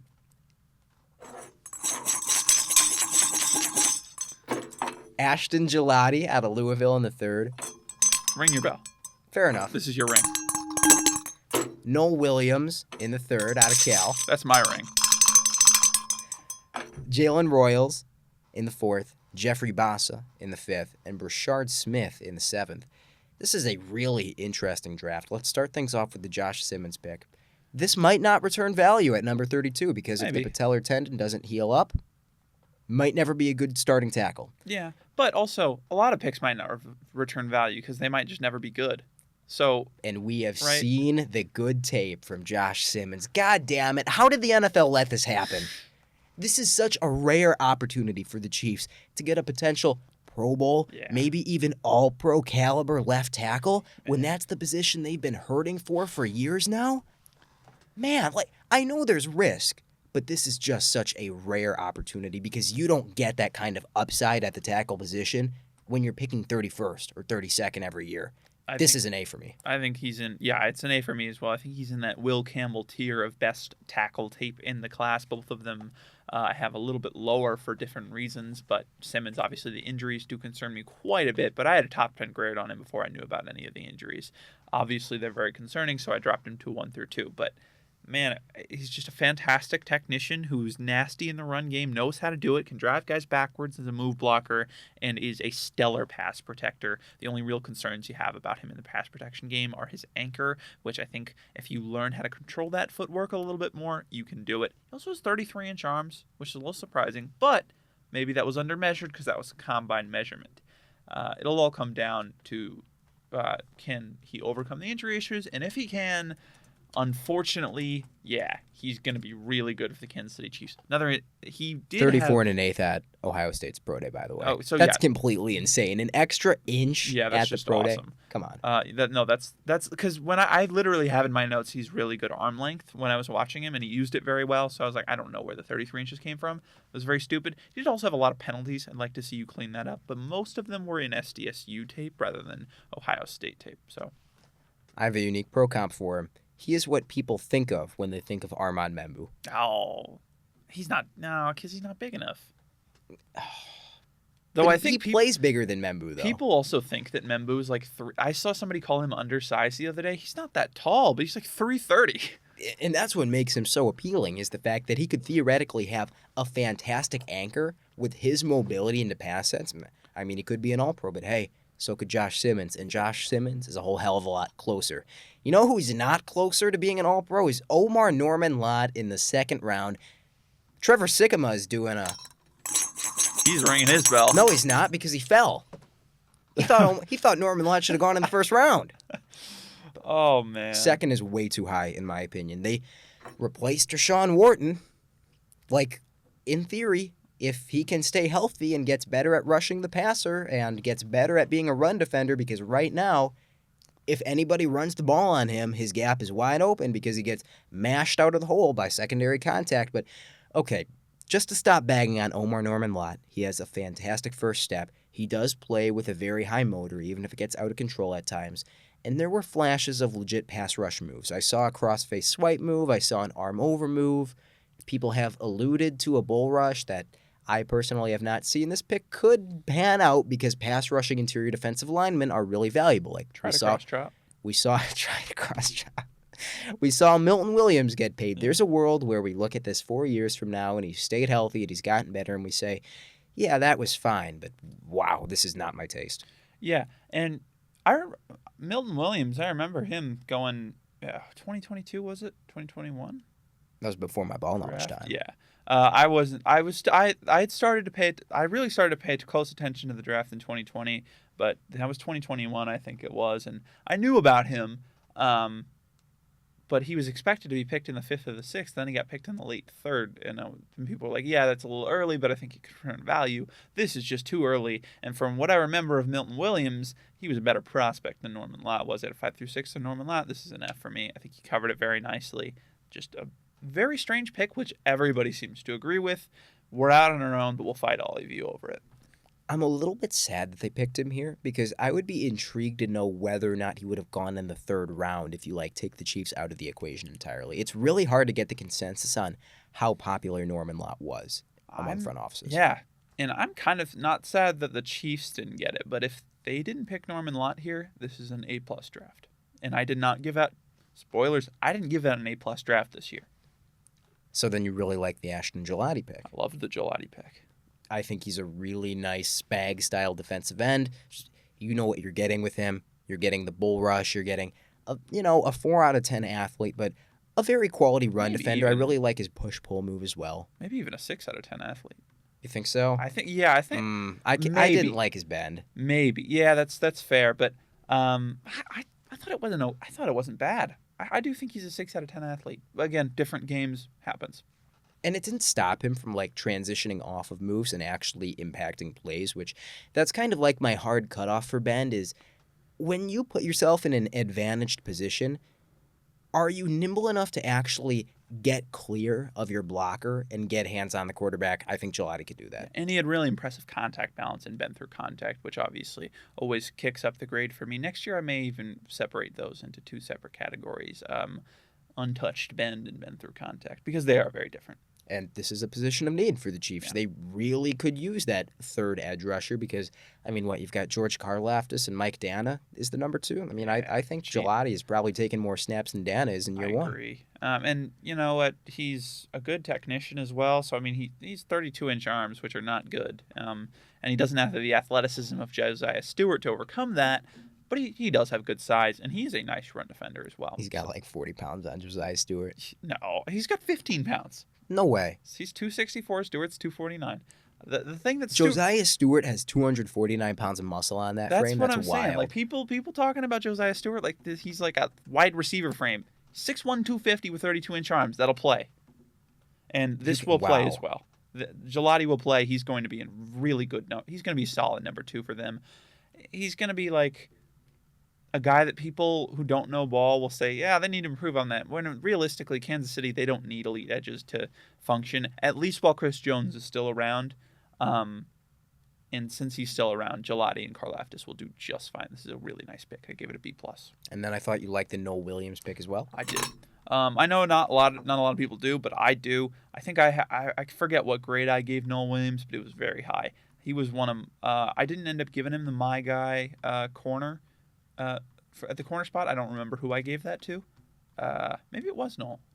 No, it wasn't. It wasn't. Yeah, do you remember who? Oh, yeah. I know. I remember who. Oh, it was Ben. It was Ben I was going to Morrison. say, think higher. Yeah, it was Ben Morrison, which we'll get to in a future episode. But yeah, Noel Williams, he's a similar. Yeah, I give a true 3 to him. He is a smart technical press corner, not to just read from the eval, but I think in this it's a good one. Smart technical press corner with good zone eyes, coverage instincts, run defense, and ball skills. That's basically all you need, but then that will overcome functional athleticism if he can play more physically and keep off the penalty sheet.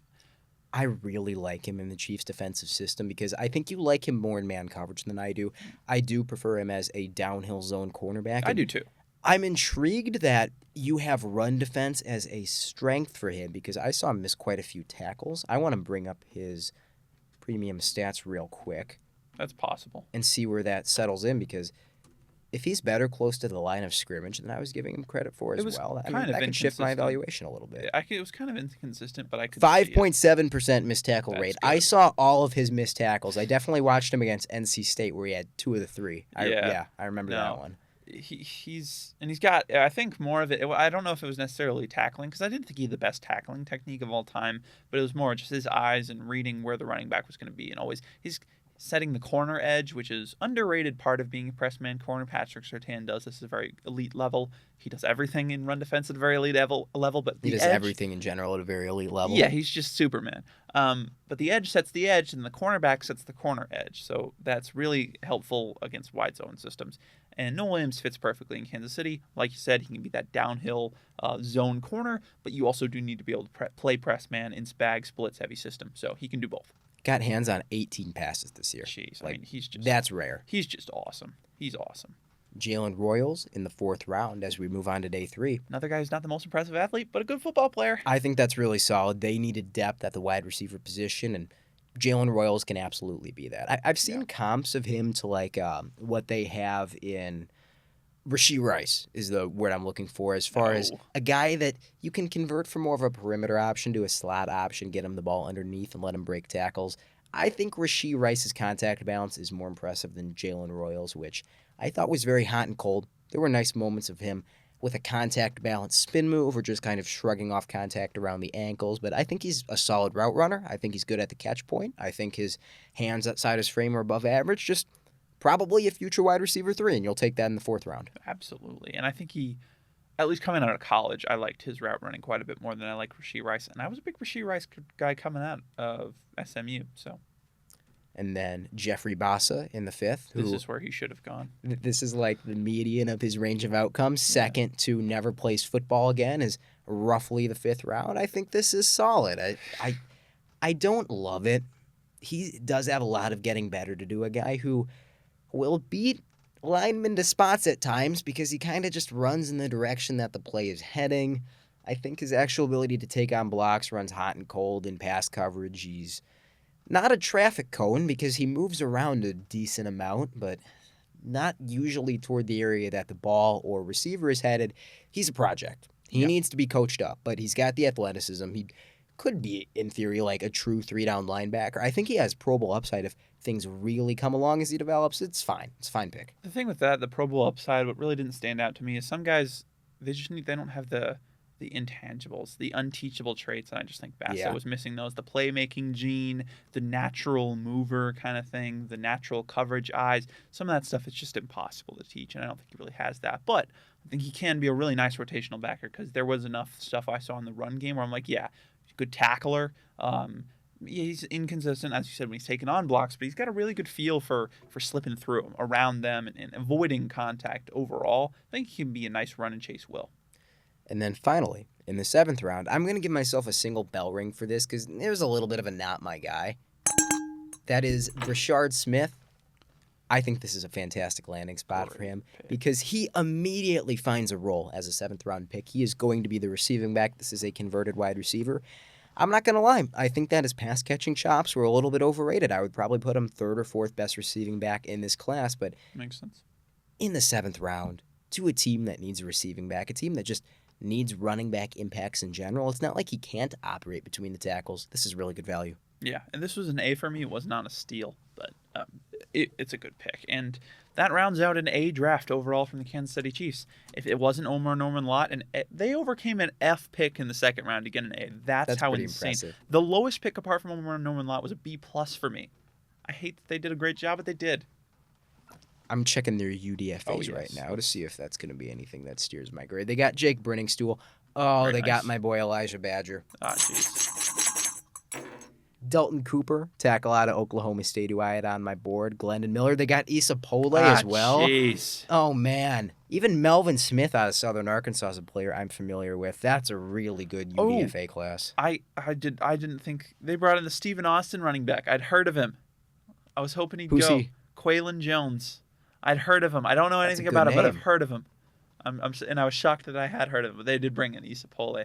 How was Quaylen spelled? Qualan. That's a really solid running back name. Love Stephen F. Austin for some reason. They had a couple of March Madness runs when I was growing up, so if they have a football prospect in the draft, I'll know about him. I loved B.J. Thompson a couple of years ago, edge from there. I got to up my grade on the Chiefs because I was pretty low on this draft before. I thought it was good in the first round, terrible in the second, and pretty okay down the board. But after talking about some of these picks, after looking at the UDFAs, I'm going to move this one from a C+ to a B. All right, there we go. Probably one of our biggest differences, but still. Unfortunate that I have, and we're going to get to the rest of the AFC West here. This division did a great job of drafting overall. Yes, it did, and that starts with the Raiders, who had quite a long list of picks and some really interesting names. They just had one of the more interesting drafts, I think, in this year's cycle. Ashton Genty, we all know at 6. Jack Besh in the second round. And then Darian Porter and Caleb Rogers, a little bit of a surprise in the third round. Also Charles Grant. They had 3 third-round picks, including 98, 99 back-to-back. Dante Thornton and Tonka Hemingway in the fourth. J.J. Pegues, Tommy Millott, and Cam Miller. Just really interesting bunch of players there back-to-back-to-back in the sixth. And rounding things off with Cody Lindenberg, the linebacker out of Minnesota in the seventh. How much time do we need to spend on Ashton Genty at 6? Not much. I gave this pick an A- because it's still taking a running back at 6 when you are not planning on winning in the near future. But when that running back is Ashton Genty, I don't care too much.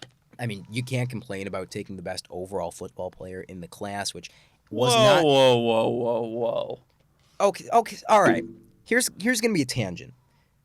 Normally, it's safe to say the best football player when you're talking about the most proficient player at any given position. Incorrect. Tyler, are you that much of a Tyler Warren sicko? No, I've told you this. I think Travis Hunter as a wide receiver is the best player in the class. That is bold. You think he's a better wide receiver prospect than Yes, Genty is a running back prospect? Plant your flag. Yeah, I That's do. totally fair. Okay, he's Victor's second best football player in the class at 6 in a class that was not top heavy. Could they have executed things better? Yeah, but I'm not going to hold them to that expectation. This was perfectly fine, and it's going to be nice to see Ashton Genty in a Raiders uniform after we had to watch Zamir White and Alexander Madison and Sincere McCormick and Dylan Lobby last year. I really enjoyed watching those guys play football. I don't As know a about Broncos you. fan, I'm sure you would. Yeah, this sucks. This sucks for me. I love Ashton Genty. He was my number 2, and it was really hard to have him not my number 1 prospect in the class. That's how good Travis Hunter was. Yeah, I hate that I have to watch him. This reminds me when Josh Jacobs got picked there 4 years ago, or 5 years ago, and I loved him so much because Tulsa guy, great story. Then he goes to the Raiders, and I have to like a player on the Raiders, and then he leaves and he goes to Green Bay, a team who I am fond of, and I cheer. And now they get Genty again, and I want to kill myself. So there's going to be a lot more of that in this year's class, and that begins with Jack Besh, who's just one of the most badass wide receivers in this year's class. I think him and Trey Harris are not nearly the same player, but they play with the same mentality. They're both a nightmare to get down after the catch, hyper physical throughout routes. How do you think that they use Jack Besh? Does he have to be their X? No, where does Myers take most of his snaps? Do you know? He's a slot guy, I think. He's a big slot. I can check on that real quick. I thought he took some on the outside, but that makes sense. He took some. Because I do watch quite a bit of it. Because he seems like he lines up all over the field for me. When he made back-to-back catches as I was running on the treadmill and needed him to get like 5 fantasy points in the last 4 minutes of a Raiders blowout for me to win in the one of my must-win playoff games, he was operating from the slot there, and I remember that because I was staring at him at all times. Yeah, no, I don't want to start him as an X. I think he could eventually get there, but his tape against press was just very underdeveloped, and overall, I don't think I just prefer him as a big slot earlier on his career. So maybe trade snaps with Jacoby Myers, have them one of them play an X1 snap, then the next one. But he's a physical player down the field, doesn't drop the football. He can go up and get it too. So he's got that X trait. He's tough as well and a great guy. It was really great to see his family have that nice moment when he got drafted. And by the way, Jacoby Myers does handle the majority of his snaps outside. You were correct about that. Yeah. So that makes this pick even sweeter. That's nice. I especially like them addressing wide receiver early because, as you're doing your mock drafts, as you're going through team needs, it really dawned on me how terrible their receiving room outside of Brock Bowers is. What was that? How terrible their team is outside of Brock Bowers. Fair enough, and they went ahead and not just addressed the receiver room, but really solid picks all around to make their football team better. And they brought in Darian Porter. I mean, that's a great pick. It is a great pick. Do you think he makes their team better in year one? Because remember, their cornerback room is pretty ass. It's not going to be hard to get on the field. Honestly, yeah, I do. I think he's going to immediately come in and be a sufficient press man corner. I think the traits and the tape were good enough. I don't hate his zone coverage either. Like, it's not good. It's raw. There were some pretty rough coverage busts in man. Green. It's green. There you go. He relies on his athleticism to save him at times, and I wish that wasn't the case for a guy who's, in his 6th year, is it? Just an absurdly late breakout, but when you have solid tape and you weren't on the field previously for reasons that are very confusing to virtually everybody. Hey, I have the 6'4" guy who runs a 4.3. I should not play him. I should opt for the 5'10", 190 guy who runs a 4.6. That'll surely be better for my football team. And then he was just locked down at Iowa State. I mean, we questioned how well it's going to transfer to the next level. He was awesome at Iowa State last year. So I don't know why it took him so long to get on the field. And they did play him. However, he was on special teams where he was just a true demon special teamer, one of the best kick blockers in maybe college football history, which, by the way, that's another thing Ricky White does. He has, I think, 3-4 blocked kicks in his career, so a special teams ace for the Seahawks.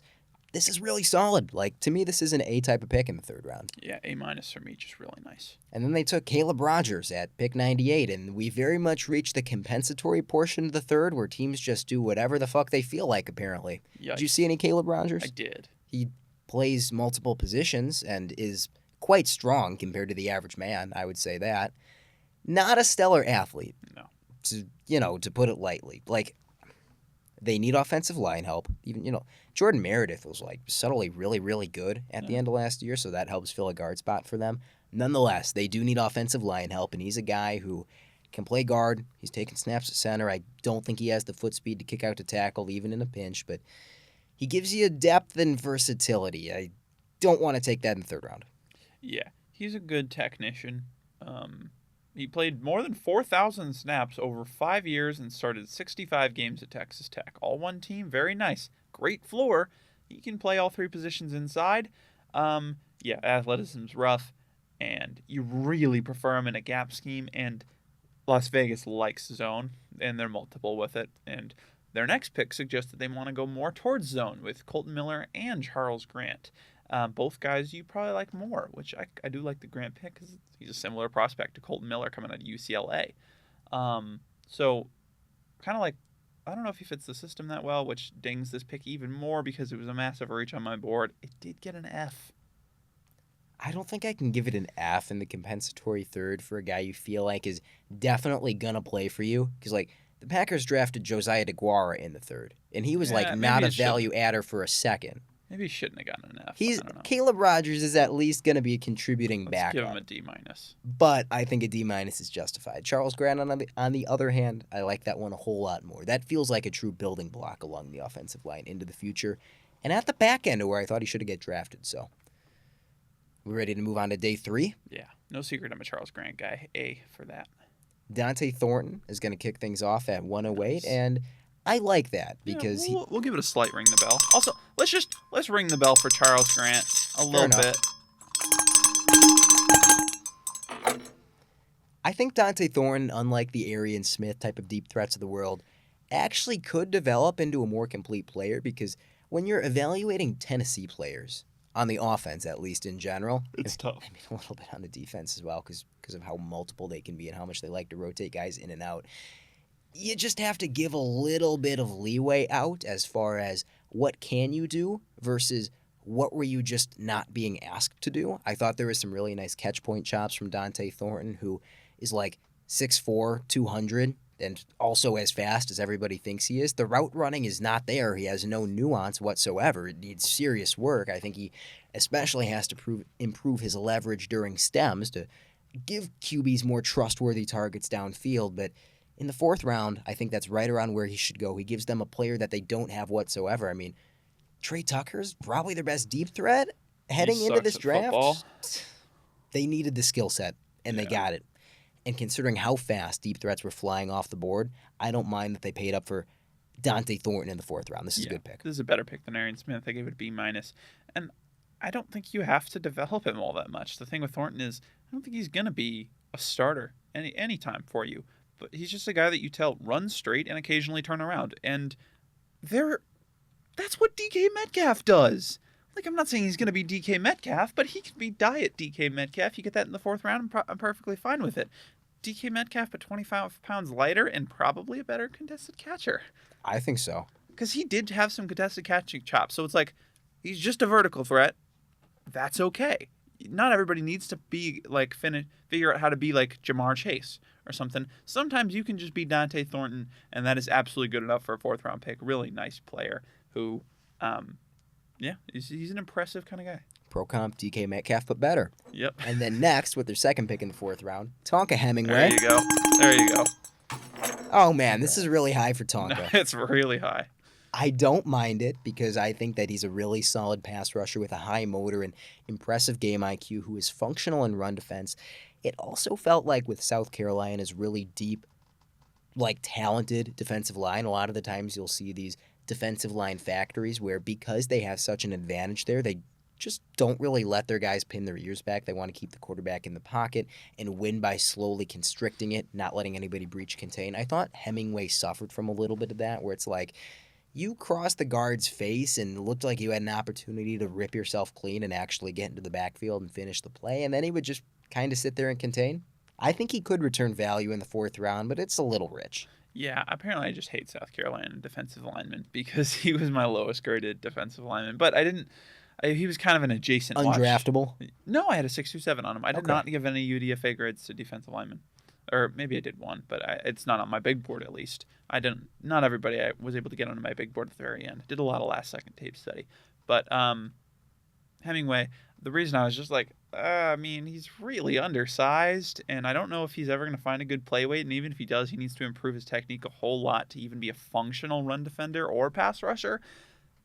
But he could be, so yeah, he deserves a shot. D- for me. But it wasn't an F because he's your guy, and I trust you. I appreciate it. You're probably more partial to the J.J. Pegues pick, defensive tackle / fullback. Watching his fullback tape with you during the draft was an enlightening experience. Oh, man. He's like if you put 50 pounds on Cam Scadaboo. Yeah. No, because when he got drafted, he was like, okay, he'll be a nice defensive tackle for them in the 6th round. That's nice. And I was like, yeah, he could also play fullback. And you were like, wait, he plays fullback? And then I pulled up a 1.5-minute video of J.J. Pegues fullback highlights where where he just bowled through guys, and on one play he leaped over the line. On several plays. Yeah, no, and then the first time he did that, you just... Who the Helmet hell is this first? guy? Who's getting in his way? Nobody. He's literally a missile. And the thing is, like, we both, when you saw that, when I was watching, we both agreed that translates. I know he's 300 pounds. I don't care. That translates. He's a good mover. He's got good feet for his size. He sets up glancing contact. You love it. You argue he's got better feet than some NFL running backs. That translates, and man, I don't think he's going to be ever going to be a starting defensive tackle because he's, rotational. His arm length is not long, and has some hot and cold issues. His motor, he's still learning the position. Converted tight end. There's a lot to work on, but I think he could be a rotational guy with some fun fullback flexibility and a fun guy to root for. Also, the motor, it's inconsistent because it has some conditioning issues, but when it's on, it is on. Walter Nolan and him playing next to each other when they're both on, you don't want to see it. So, the fun pick. This is where he should go. I didn't like 4th round, but 6th is a great pick. I gave this an A-. Well, then they kind of head the same direction with Tommy Millott, quarterback, is how he's listed out of Montana State. Did they list him as a quarterback? What was that? That's how he's listed on Pro Football Reference, which is Oh. what I'm looking at, but I don't think they announced him as a quarterback. He Oh, is okay. sort of that offensive weapon type. Let me see what he ran. And you know what? Athlete Travis Hunter? Athlete Tommy Millott. I'm going to ring my bell on that You because deserve it. I didn't have a draftable grade on him because I did not watch his tape. However, I was aware of who he was There you go. very early in the cycle. And because of that, I had to put him, really toward the upper end of my priority UDFAs. So Yeah, no, when I saw his RAS card as a QB, when I saw him as a 4.39 with a QB 41-inch vert. Yeah. Jesus Christ. When I saw his stuff as a QB, I knew he was. I knew about him. I knew he was a QB. I saw his RAS card. I was like 9.63. Damn, that's really good. And then I saw it was listed as wide receiver. And I was like, oh my god, he's a quarterback with wide receiver athleticism. Yeah, sure, why not? Go ahead. Take that in the late 6th. I gave this a B because I didn't watch him. I don't normally trust the Raiders offense, but front office. But after this draft, I might as well. And I always like rooting for this kind of guy. Maybe he'll be able to figure out some gadget role. Well, and then 2 picks later, they go, probably about 100 miles to the east and take North Dakota State's quarterback, Cam Miller, who will actually be a quarterback for them. Not a particularly astounding athlete. I really liked his feet to get through progressions. They didn't ask him to do a ton at North Dakota State. Like, you've seen what North Dakota State's offense looks like. It doesn't put the most on quarterback shoulders, but he just looked like a really functional backup to me. Good enough in the tape I watched. 6th round is a little rich for a guy who I think requires some projecting. He doesn't even have like an Easton Stick sort of arm either, but I'm okay with this. Over the Rourkes and Brosmers of the world was a little weird. Especially over Brosmer. Yeah. But when you watch, I think it was a universal experience for everyone who watched Grey Zabel tape who didn't know that Cam Miller existed, like I did. He's like, okay, that quarterback's got some zip on the ball. He's got some juice in his pants. He can take a hit and then deliver the ball. He's got some nice accuracy. So I don't hate it at all. But I couldn't give it a grade because I didn't watch any of his tape. I was just like, I noted, hey, that quarterback's nice. I'm going to use he's got some juice in his pants all the time moving forward. Oh, no, I use that all the time for offensive linemen. Finally, Cody Lindenberg in the 7th round. That's really good value. You know what Cody Lindenberg is. Had to see him at least once a year playing Wisconsin as a Golden Gopher. Solid field general sort of linebacker. Really smart player. Veteran. Yeah, that's good. That fits the Raiders' identity. What Another grade? guy I have listed as a Ted. So, yeah. Apparently, I'm going to need to change my terminology. What is your grade on the Raiders draft? I gave this an A-, and I'm struggling not to give it an A right now, but I did give it an A- because I don't think that A is hard. A should be hard to come by, and I don't think they came by it. But an A-. So I gave this draft a B. Really? And I'm wondering if I should bump that up to a B+, because Genty at 6 was fine, in my opinion. Like, that's a B pick. Besh at 58, I think, is really solid. Porter in the early 3rd, I think, is good. Rogers in the 3rd, I think, is pretty terrible. Charles Grant, I like.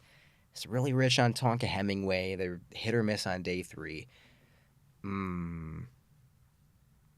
Because of how well they overhauled this team, it felt like every pick had a purpose. I will bump that up to a B+. Yeah. And the UDFA class is kind of nice. Jaw Joyner, who I thought I had a draftable grade on him. The Virginia Tech tackle, Parker Clements, I had a draftable grade on him. One of my favorite corners, a guy I only had a round or half a round lower than his Kansas partner, Mello Dotson. I had 5 through 6 on him. He goes. They get him. They got Arkansas safety Hudson Clark. I liked him. From the little I saw him. They got the other Jalen Walker from Indiana. The other one. So they got a lot of contributors, backups, guys who I think will make the roster as UDFAs. I especially love Mello Dotson.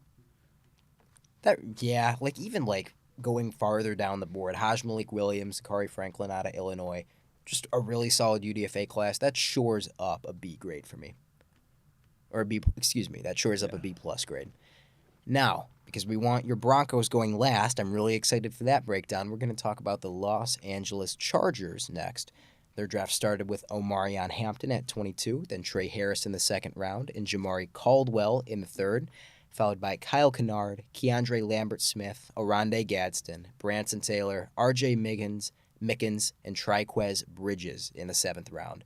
I love the Omarion Hampton selection. I didn't really think he would make it that far, in part because I thought the Broncos would take him and they decided they would rather have R.J. Harvey around later instead. Hampton is a fantastic running back. He was my clear-cut RB2. He is going to shoulder pretty much all of the carry load for the Chargers because, like a bruising running back with excellent athleticism who doesn't even have that much tread taken off the tires, he can 100% do that. Instant impact, first-round caliber back. I love the pick. Yeah, I do too. Seems like a lot of Omarion Hampton haters came out of the woods after this pick, which, what? How is people saying, oh, no, he's not a good athlete? Did you watch the tape? Brother, what? Listen, man, if you've ever heard of Theo Ash, he's got some good takes, but some of them are very baffling, and that was one of them. And no, this is a great pick, and it's a team that is a good football team looking to be made better, and a running back does that very well. This is the team that should take running back in the first round, and they got a good one. A- for me. And then Trey Harris at pick 55. They needed receiver impacts, and they got one. They needed outside receiver bad, and he can do it. I mean, that is what he'll do because, man, could you use Trey Harris in the slot? Pretend you're talking about a different team here where they don't have a slot receiver in place. He feels like he's got to be an X, right? Could you? Sure. Would you? No. I love what he's going to do for the Chargers. He's going to be a vertical presence for them. I wish he was a little bit more consistent at the catch point. Sometimes it felt like he fought the ball a little bit, but then he also had fantastic highlight reel catches. He's just got to put it together. We know this is one of the toughest receivers in the class. He's challenging to get down once you have the ball in his hands. The route running's got to come along. He's got to add polish, don't get me wrong, but as sort of that second-round boomer-bust dart throw at a position of need who fits your team culture, that's really nice. Yeah, and he's kind of that. If he works out, he'll be in that Mike Williams mold, which is really nice for the Chargers. And then Jamari Caldwell in round 3. Was he one of your guys? There we go. Let's go. Jamari Caldwell makes it into the 3rd round. As I said, that's a big bell ring for me because him and Alfred Collins were my guys on the interior. He's just such a good play. This is such a good Puna Ford replacement. It's close to my pro comp for him. So I love this fit. He's just going to be a space-eating nose tackle / one tech who doesn't have the arm length to be a consistently great shedder. Some tackling issues, but reads the defense really well. Is he going to be the flashiest, biggest playmaker of all time? No. But he is going to go in there, do the job, be a solid pass rusher, too. Just be a solid starter for you. In the 3rd round, you take that every day of the week. I give this an A-. I agree that he's not a 0 as a pass rusher. They needed bodies on the defensive interior. I thought the Chargers were going to bring more guys back. I thought there was no way they were going to let Puna Ford out of the building, and he goes to the Rams for not a huge contract. I wanted to just read off all of the names on the Rams defensive line so you could keep talking while I pull it up. I guess that they felt comfortable that they were going to grab a Jamari Caldwell in the middle of the 3rd round and just be happy with it. And then Kyle Kennard at pick 125. Just another instant impact on the edge. Who are their edge rushers? The Chargers? They got Tuipolo too. Which he showed a lot in the back half of year 1. And Khalil Mack is still there, right? Or year 2. Yes, he is still there. So Kyle Kennard can be their 3, and you feel really good about that. Did you like him better as a run defender or a pass rusher? Kennard? Yeah. Oh, man. Some of the South Carolina tape blends together. Let me pull up my notes. I think I kind of came away. You must have hated him because he played for South Carolina. I did, actually. He was actually one of my least favorite edges in this class. Maybe something was in the water that I drank that day that I just despised everybody. But then I think it was all the fact that I was watching Demetrius Knight at the same time. It was like, you guys are all useless pieces of shits because you aren't good as good as football. By comparison. At Demetrius Knight. But I have 3 through 4 on him, so this was a good spot for him to go. I liked his pass rushing a lot more. I just think he needs to improve as a run defender. And then in the 5th round, Keandre Lambert-Smith, who's if you took that Mike Williams archetype, but took a receiver who is less likely to get there than Trey Harris, that's Keandre Lambert-Smith, I don't mind that as a double dip. They need to fill out the wide receiver room, and he's got a chance to become something. And then Oronde Gadsden, I can't ring the bell on that because, he went where I thought Oronde Gadsden should go, which I think was around consensus. It was really hard to find a my guy in the tight end class, but I think he has a chance to give him a skill set that they don't have as a true mismatch target. He had some really high-end flashes. He's recovering from a Lisfranc injury that I thought sapped a lot of his athleticism earlier on in the season. As the season went on, I thought it got better. I thought he was more dynamic. If he can clean up the route running a little bit, which I think is good, I want to see the separation capacity become more consistent. If he can get a little bit better with the ball in his hands, could be a really exciting playmaker for them, and I think they grabbed him at the right spot. Yeah, and I only had like a round worse grade on him than Harold Fannin. Like we talked about in the My Guys episode, he was your guy. He has flashes of dominance, and I believe in the Chargers that they're going to be able to bring that out, and I think he will be able to play some fullback for them, do some interesting things as that H-back kind of role. And then Branson Taylor in the 6th round. Not a guy I got to. I was aware of him. He was one of Pittsburgh's tackles. R.J. Mickens, though, I mean, that feels like a steal in the 6th. Yeah, I loved him. A for me. I didn't give it the steal, but it was an A. He's just a functional starter. He could be a functional starter, which he'll probably be a really nice backup for you. And it seems like the Chargers love guys who can be a okay starter, but a really good backup. They're using these day 3 selections to just fill out all the depth on their team and get guys in specific roles. And I love that usage of day 3 picks because so often it feels like you're truly throwing darts, but the darts have such a low chance of hitting that you just wind up with a really shallow team, and then you get punished by injuries or underperformance, and that's the opposite of what the Chargers want to have happen. I think that's smart. Absolutely. And then Triquez Bridges, listed as a safety out of Florida. I'm aware that he was a slower cornerback, took snaps on the perimeter. I think he transitioned from perimeter to slot at one point in his career.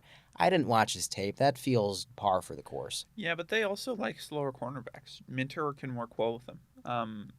Made Cam Hart into a starter, which I really liked him coming out of Notre Dame last year, and he looked real nice. Well, that just makes even more sense. Do you know if they had any good UDFA steals? Let's look. Did we look at the Raiders UDFAs? Yeah. We did. Okay, so yeah, here we are. They were the team that brought in Youngalele.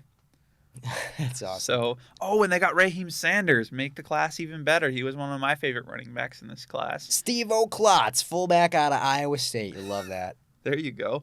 Miles Purchase, another Iowa State corner. Great name. Yep. Just draft all the Iowa State players, bring them all in as undrafted free agents. Yeah, other than that, that's pretty much all. But Raheem Sanders is a really nice signing. Hampton, Sanders, and Harris is a really nice backfield. Yeah, nothing particularly sticking out to me. What grade did you give him? I gave him an A. This is just a really great draft all around. You got a whole lot better. I gave him an A as well. I like almost everything that they did. And finally, Victor, you know what time it is. Yes, it is. It's the Denver Broncos. In the first round, a little bit of a head-scratcher as we watch this live. You had to take a little bit of time to talk yourself into it. I did. Jahdae Barron in the first round. I highly doubt you've been able to talk yourself into this one yet. R.J. Harvey in the second, followed by Pat Bryant in the third, then Savion Jones, and then on day 3, Q Robinson out of Bama, Jeremy Crawshaw, the punter from Florida, and Caleb Lonner, the basketball player from Utah. Yeah, I don't know, man. You take it. It's all yours. All right, let's start with Jahdae Barron, of which this pick, I was not very high on it on draft night. Did talk myself into it, got up to a B-. About how I feel about the Walter Nolan pick. He's a good football player who I think they just overdrafted by about 15, 16 spots.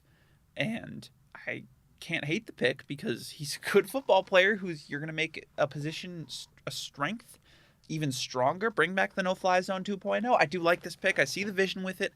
I think that Jaquan McMillan is more of a dime backer than a nickel. So Barron slides in as your nickel. Hufanga, Jones, Surtain, Moss, Barron, McMillan. I don't know how people are going to throw on this defense. They struggled last year. Barron's going to make it even harder. And we play a lot of match with Vance Joseph. That's where I prefer Barron. He's got safety flexibility if Hufanga gets hurt. Makes a lot of sense. I just didn't love the player as much as everybody else did. That's why I can't give this higher. But I do like the pick. I've come around on it. Neither one of us were super high on Jahdae Barron. What just makes this pick sting a little bit more for me is the fact that you passed up on bigger needs. I would have loved to see them take Omarion Hampton or Matthew Golden. There were options at other positions. But like you said, you got a good football player. The secondary goes from like a strength to a borderline no-fly zone. However, one thing you didn't I mean, mention, is this the best secondary in the league? it's got to be, right? Yeah. I mean, Pat Surtain by He's himself got the best is the best corner in the secondary league. Riley Moss, if he comes back to earlier season form before the injury, yeah, awesome CB2. Barron may be one of the better nickels, if not the best nickel in the league by the time it's 2 years from now. Hear me out. I have a plan for you. So, Okay. Pat Surtain sticks in his current role. However, Riley Moss, you pick him up and you put him in the slot because he is a white guy, There you and go. you play Janae Barron outside. Yeah, people actually thought this on draft night, but then it was so bad that they're like, yeah, we're keeping Riley Moss on the outside. Broncos fans are idiots. So I hate being on Broncos Twitter and all of this stuff because they're like, I saw someone say Bo Nix was a top 10 quarterback the other day. Is he Man, not? I love Bo. All time, right? All time, yes. I love Bo, but he's not there yet. We're just delusional by nature. Every fan base is once you get into the weeds. This is a fine pick, Barron. I had him 30th. Overall, they picked him 20. Can't hate it too much. I just can't. But it did hurt that there were guys that I would have preferred a lot more there. Hampton and Golden would have been really, really nice picks. And Emeka Egbuka went one spot earlier. You can't convince me the Bucs liked him that much that you couldn't have given him a day 3 pick to move up for him. I loved Egbuka's fit on this team. They couldn't get him. So, yeah, I don't hate this. I just like the Harvey pick a lot more. I have talked myself into it a little bit. Oh, man. A You're a little bit. delusional Broncos fan No, I am. now. I am, but it's not an awful pick. I had a 3 through 5 on him. Probably. But my thing is, I trust Sean Payton with running backs, so I can't hate it that much. Plus, Harvey, I did go back and watch the tape, and I am delusional, but I came up with a slightly better. I gave him a 3 through 4 instead of 3 through 5. All right. Because he's a really nice athlete. He really is, and when you look at him, he's 205, but man, he's jacked. He is. He's big. Absolutely. So he can deal out punishment. He's not always going to be that first contact kind of guy. I really want to see him improve the vision and improve overall how he functions at the line of scrimmage. He's not the most decisive nor patient runner, and I want to see him do that. And to survive in Denver, you need to play in between the tackles, and he can't do that at an elite level yet. So he needs to get better at that. And on the outside, he's really solid. He's a good back who can catch passes. I do see the vision. If this was 74 or 10, if this was 101, I would love this pick. But 60 was just really high when there were a lot of good players available. Harvey, this was just an overdraft. I gave it a C-. I like the player. I like the fit. It's just an overdraft. I wish that he was a little bit of a longer strider because he burns through corridors. It felt like he was missing that breakaway long speed to become something like a Delvin Cook. But at he the is a next 4-4. level. guy. Yeah, he can. Don't get me wrong. He can break off long runs. I just wish he was a little bit more of an ever-present threat. Yeah, and he ran a 4.4 flat, and man, the lateral athleticism makes up for it because It does. freaky. Now, Pat Bryant. You didn't love this on draft day, can't. but I then you can't. brought up your draft guide and you had a day 2 grade on it. You said you would take him like wholeheartedly at the end of day 2. I did, yeah. So, minor spelling mistake has killed the draft guide again. You meant day 1. I did mean day 1. Certified this is a steal. certified steal A+ draft for the Broncos. You just pick a D. I have not been able to talk myself into it that much. A little bit. But I get it as far as he's their exact type. He kind of just is Lil Jordan Humphrey. If Lil Jordan Humphrey could make a contested catch, which you take that in the 5th round, maybe the 4th round. But at 74, you can't convince me. Like, if they hadn't taken him here, you cannot convince me he would have gone the 3rd round. He is a barely functional athlete who is not the best route runner, but has some really nice contested catches on tape and is a consistent contested catcher. Has some drops, but he's a great character guy. He can work all over the field, smart guy. I think he'll get snaps, he'll play well, but in the 3rd round, again, there were just so many guys you would have preferred here. It just is an overdraft, and he's probably a wide receiver 4 in the league, and that is just bad process to take a wide receiver 4 at 74. He does mash guys as a blocker as well. You mentioned the football character. And that's the Sean Payton scheme. It wouldn't surprise me if front offices were higher on this guy, but Man, I get what I Sean would be Payton. shocked if someone took him in the third round besides Denver. So is it an overdraft? Yes, but at least you're getting a functional player. I don't know whether I'd give this an F or a D minus since I don't grade out every pick per se, but not the best use of assets. Yeah, and he fits Sean Payton's scheme to a perfect match. So I'm shocked that I didn't see that when I watched it. I'm shocked that I didn't say he's going to be a Bronco. But yeah, I just didn't think he'd be a Bronco in the third round. But then they had another third round pick, Savion Jones. That was a better pick. We got a little bit back on track there. I don't know how he fits on, because he's not a 3-4 edge, but he's also not a 4-3 interior. Or he's also not a 3-4. Maybe he's your 5 tech. I just didn't I think think he can be a 5 tech. Yeah, I think he can be. I don't think he is right now.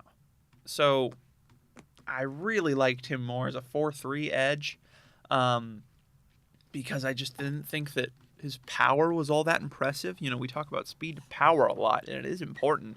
And I don't think Savion Jones showed that much, but I do love him because, man, he has a wicked motor, and I love guys like that on my team. So, and this is also a team with a ton of great interior defensive linemen who are a little undersized. Zach Allen, he's 6'4", 300, and plays 1 tech sometimes. John Franklin Myers, 290, plays 3 tech sometimes, plays 5 tech a lot. So he can do that kind of thing. Just needs to be developed a little bit more. I think he'll be a splash play machine early on, and as you kind of develop him, you get him more consistent rotational snaps. I like that he went to a team like Denver that has a bigger well of rotational defensive linemen, so he can sub in and out more often. You said splash play machine, so surely he's the Nick Bonito backup, right? No. He's the exact The Nick same Bonito skill exact set. player. Yes. Same You drafted Nick player. Bonito in the late third, A+. Jeez. Well, they drafted Nick Bonito in the late second. So, listen, they've made a lot of picks I didn't like at the time, but I now love. I did not like the Marvin Mims pick when they made it, and he was an Oklahoma guy, so that's saying a lot. But I love it now, so I don't know. You want to talk about Q Robinson, which Yeah. this should be a ring the bell for you, I This think. is.